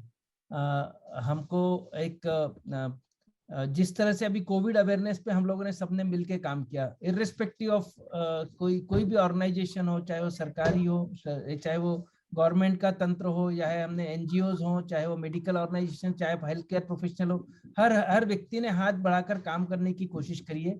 हमने उसी तरह के कोई ना कोई एक प्रोग्राम को, गवर्नमेंट ऑफ इंडिया ने अभी नॉन कम्युनिकेबल डिसीजेस के लिए प्राइमरी हेल्थ सेंटर्स पे काफी कुछ काम करना शुरू किया है रूरल एरियाज में। तो हम लोगों को भी अपने लेवल पे semi urban, urban as well as rural, आप लोगों के समझ लीजिए इतने सारे क्लब्स हैं पूरे इंडिया में, यदि हमने इसको एक नेशनल प्लेटफॉर्म से जब तक हम इसको फोकस नहीं करेंगे या इंटरनेशनल इससे फोकस नहीं करेंगे, और उसको सीरियसनेस भी लानी पड़ेगी, सही व्यक्ति को पकड़ के सही समय पर सही जगह पर हमको बैठाना पड़ेगा, तब फिर शायद हम इस तरह की चीजें कर सकेंगे। एक अकेला सुनील गुप्ता या विश साहब या प्रवीण जी नहीं कर पाएंगे, हमको सबको मिलके एपेक्स से कुछ शुरू करना पड़ेगा और उसकी गंभीरता सिर्फ उतनी रखनी पड़ेगी जैसे कोविड के लिए हमने किया। और एक मॉडल ही हमारे पास तैयार हो गया है कि हमने कोविड अवेयरनेस कैसे किया। It could be 1-to-1, it could be mass, it could be social, it could be social media related. अभी हमारा जो RSSDI है, मैं नेशनल RSSDI एक सबसे बड़ी बॉडी है पूरे विश्व की, second biggest body in the world, research society for study of diabetes. मैं उसका नेशनल ट्रेजरर भी हूँ, and may be next time I will be on a better position very soon. तो यह जो बॉडी है, अब इसमें जी, यह जो बॉडी है इसमें अभी हम लोगों ने बीच में हमने NDTV के थ्रू कुछ किया था, बीच में हमने अभी जो रेडियो के थ्रू कुछ कर रहे हैं प्रोग्राम। इसके अलावा हमारे जो थ्रू फेसबुक लाइव से हमारे प्रोग्राम, कल भी मैंने एक एड्रेस किया, कल हर गुरुवार को एक प्रोग्राम होता है डायबिटीज बाइट करके, तो हमने डायबिटीज का इस तरह से कल हमने पूरा प्रोग्राम लिया कि हमने अवेयरनेस पूरे देश में कैसे फैलानी चाहिए, रूरल में कैसे पहुंचना चाहिए, इधर कैसे पहुंचना चाहिए, प्रेग्नेंट वुमेन को कैसे अवेयरनेस करना चाहिए, बच्चों को कैसे अवेयरनेस करना चाहिए। तो अपने को अलग अलग लेवल पर करने पड़ेंगे। अभी हमने एक बड़ा ड्राइव दिया है RSSDI के बैनर पे कि हमको एक पर्टिकुलर दिन में 10 लाख लोगों का शुगर चेकअप करना है। अब यह जो विजन है, इसमें rotary is already involve, national rotary is already involve. Why not even Lions should get involved? Yes, we will get involved, sir. बिल्कुल। अब उसमें क्या है प्रवीण जी, सिर्फ नागपुर ब्रांच एक इससे नहीं होगा। मुझे विज साहब जैसे और भी गवर्नर्स लगेंगे पूरे इंडिया के, और यदि हमने इसको मोटो को ले लिया कि नहीं, Lions club also interested doing it, तो हमने करना चाहिए। तो हमने 1 जुलाई डॉक्टर्स डे के दिन से शुरू किया, अभी तक हमारे 50 प्रोग्राम ऑलरेडी हो गए हैं, और अब हम लोग उसको एक दिन का जो 1 डे में 10 लाख का जो हमने प्लान किया है, यदि वो स्क्रीनिंग हो जाता है नॉन डायबिटिक्स में, तो इससे बड़ी हमारे पूरे इंडिया के जितने डॉक्टर्स हैं diabetes related, not only super specialist, small physician, family physician, वो लोग सब अपने अपने क्लिनिक्स में करने के लिए तैयार हैं। तो रोज कहीं ना कहीं उस पर मूवमेंट्स हो रही हैं। तो इस तरह का हमने सोशल मीडिया के थ्रू, रेडियो के थ्रू, पर्सनल थ्रू, मास अवेयरनेस, ग्रुप वाइज अवेयरनेस, जैसा आपने अभी किया, आज आपने 25 लोगों को इतना सारा 2 घंटे तक सुना के, प्रैक्टिकली 2 घंटे तक, कहीं ना कहीं चिंगारी हमने जलाने की कोशिश करी है, और वह चिंगारी कहीं ना कहीं आगे जाके और जोत को जलाने की कोशिश करेगी। हम लोग खाली बैठने वाले नहीं है कि गुप्ता सर को सुन के आज सो गए, ऐसा नहीं है। आप सभी लोगों ने बहुत पॉजिटिवली सुना है। मुझे लगता है हम कहीं ना कहीं कुछ करना चाहिए। मेरी कुछ जरूरत पड़ती है तो बताइए, मैं नेशनल बॉडी से जुड़ा हुआ हूँ, एक बड़ी बॉडी का बहुत रिस्पॉन्सिबल ऑफिस बेरर हूँ, जो कि डायरेक्टली हम लोग हेल्थ मिनिस्ट्री के थ्रू भी हम लोग जुड़े हुए हैं, डायरेक्टली और इनडायरेक्टली। PMO ऑफिस से भी हम लोग डायरेक्टली और इनडायरेक्टली जुड़े हुए हैं। चाहे तो बहुत कुछ कर सकते हैं, पर वो विल पावर बिल्कुल सेल्फलेसली होना चाहिए, और हमको सबको मिलके ऑर्गेनाइजेशन के साथ काम करना पड़ेगा। There should be multiple collaboration of the NGOs, healthcare professionals, and then if possible government organizations, and then we should do the work. यदि हमको बहुत बड़े लेवल पे करना है तो ऑल लेवल्स के लोग होना चाहिए उसमें, पॉलिटिशियन भी, NGOs भी, Rotarians, lion, JC, every level पे यदि होगा जैसे अपन कर ही रहे हैं, तो डेफिनेटली अवेयरनेस बढ़ेगा। मैं अपील करता हूँ, यदि लायंस का इंटरेस्ट है तो मुझे आप कनेक्ट कराइए। हम अपने प्रेसिडेंट और सेक्रेटरी और मैं ट्रेजरर करके हम तीनों कनेक्ट होते हैं, और आपके नेशनल प्रेसिडेंट, इंटरनेशनल गवर्नर से हम लोग डिस्कस करते हैं। यदि ऐसा होता है तो हम पूरे इंडिया में मुहिम चलाने के लिए तैयार हैं। हम चालू है, एक्चुअली आपको जुड़ना है सिर्फ, और आपको पैसा खर्चा नहीं है उसमें। It's nothing, you have to just join hands and do programme under your banners also. Join as a banner and start speaking. कहीं ना कहीं हमको करना पड़ेगा। सर, एक हमारे लायन मेंबर का एक क्वेश्चन है, अभी बहुत देर हो गया है, पर उन्होंने बोला है कि डायबिटिक के जो लेवल, शुगर लेवल कम ज्यादा होते हैं तो उसमें मूड स्विंग भी होता है क्या? हाँ, सही बात है। जब आपका एकदम से लो और हाई होगा तो आपका मूड स्विंग हो सकता है। कभी कभी आप बहुत इरिटेबल हो सकते हैं, कभी कभी आप वायलेंट भी हो सकते हैं। सीवियर हाइपोग्लाइसेमिया वायलेंट भी होते हुए दिखा है। एक आपके एरिया में की बात करता हूँ मैं, आपके यहाँ वो हल्दीराम का शोरूम है ना, शोरूम नहीं फैक्ट्री है हल्दीराम की, वो कौन सा रोड है? यस, पारडी रोड पे या कौन सा रोड है? वो पारडी रोड पे, पर्दा भंडारा रोड जो है वहां पर, मंदिर के बाजू में है, वो मंदिर के बाजू में फैक्ट्री है। तो हमारा एक टाइप 1 डायबिटीज बच्चा किसी को मिलने गया, यंग लड़का है, करीब 21 साल का है, अभी बड़ा हो गया, 21-22 साल का था, और किसी को मिलने गया वो टाइप 1 डायबिटीज, और सडनली उसने बिल्डिंग के ऊपर पत्थर फेंकना शुरू कर दिया। अब सबको समझा कि ये पत्थर क्यों फेंक रहा है बिल्डिंग के ऊपर, ये तो एक सादा अच्छा कपड़े अच्छे पहने वाला ऐसा था। और वो जो दोस्त को मिलने, फॉर्चुनेटली वो बाहर निकला और देखा कि पत्थर फेंक रहा है, कुछ फोड़फाड़ भी डाला था उसने वहां पर, और फिर उसको पकड़ा, उसको किया, फिर उसको मालूम था कि इसको टाइप 1 डायबिटीज है, उसने पकड़ा, उसको थोड़ी देर में समझा कि शायद इसको ग्लूकोज शुगर कम हुआ होगा, फिर उसको मीठा पिलाया, तब उसको रियलाइज हुआ, कह रहे मैं तो वो वायलेंट होके इररिलेवेंट बिहेवियर कर सकता है। डॉक्टर साहब, मैं आपको ये वादा करता हूँ कि 7-10 दिन के अंदर ही मैं हमारी ग्लोबल एक्शन टीम, जो मतलब एरिया 6 है जिसमें पूरा एशिया वगैरह आता है, उनके साथ मिलके एक हम ऐसी वर्चुअल प्रोग्राम की शुरुआत करते हैं जिसमें 500 से 1000 लोग जुड़ते हैं। तो और ये खाली पूरा हिंदुस्तान ही नहीं, बांग्लादेश, पाकिस्तान, श्रीलंका, ऐसा पूरे एशिया के देशों में भी ये चीज जाएगी और वहाँ के लीडर भी इसके साथ जुड़ते हैं। तो बहुत जल्द मैं कोशिश करके इस प्रोग्राम की व्यवस्था करवाता हूँ। बिल्कुल, और मुझे अच्छा लगेगा। ऑलरेडी ये हमारे इंटरनेशनल प्रेसिडेंट के 5 प्रोग्राम में से एक प्रोग्राम है। तो इस करके लॉयंस को ये प्रोग्राम करने में कहीं भी कोई दिक्कत नहीं आएगी, बल्कि हमारा ये संयोग है, अच्छा खुशी की बात है, गर्व की बात है कि आपके जैसे नेशनल प्रेसिडेंट हमारे शहर से और वो साथ में जुड़ेंगे, तो ऑलरेडी उस कार्यक्रम की शोभा बहुत बढ़ेगी। बिल्कुल, मुझे बहुत अच्छा लगेगा और मुझे खुशी होगी साथ में जुड़ने के लिए। आप जैसा भी फिर हम लोग प्लान करके उसको बहुत अच्छे तरह से कर सकते हैं। हमको जल्दी ही करना पड़ेगा यदि हमको उस प्रोग्राम से जुड़ना है। यदि हम गलती से लेट हो भी गए तो हम अपना भी प्रोग्राम इंडिविजुअली लॉयंस क्लब के थ्रू भी कर सकते हैं।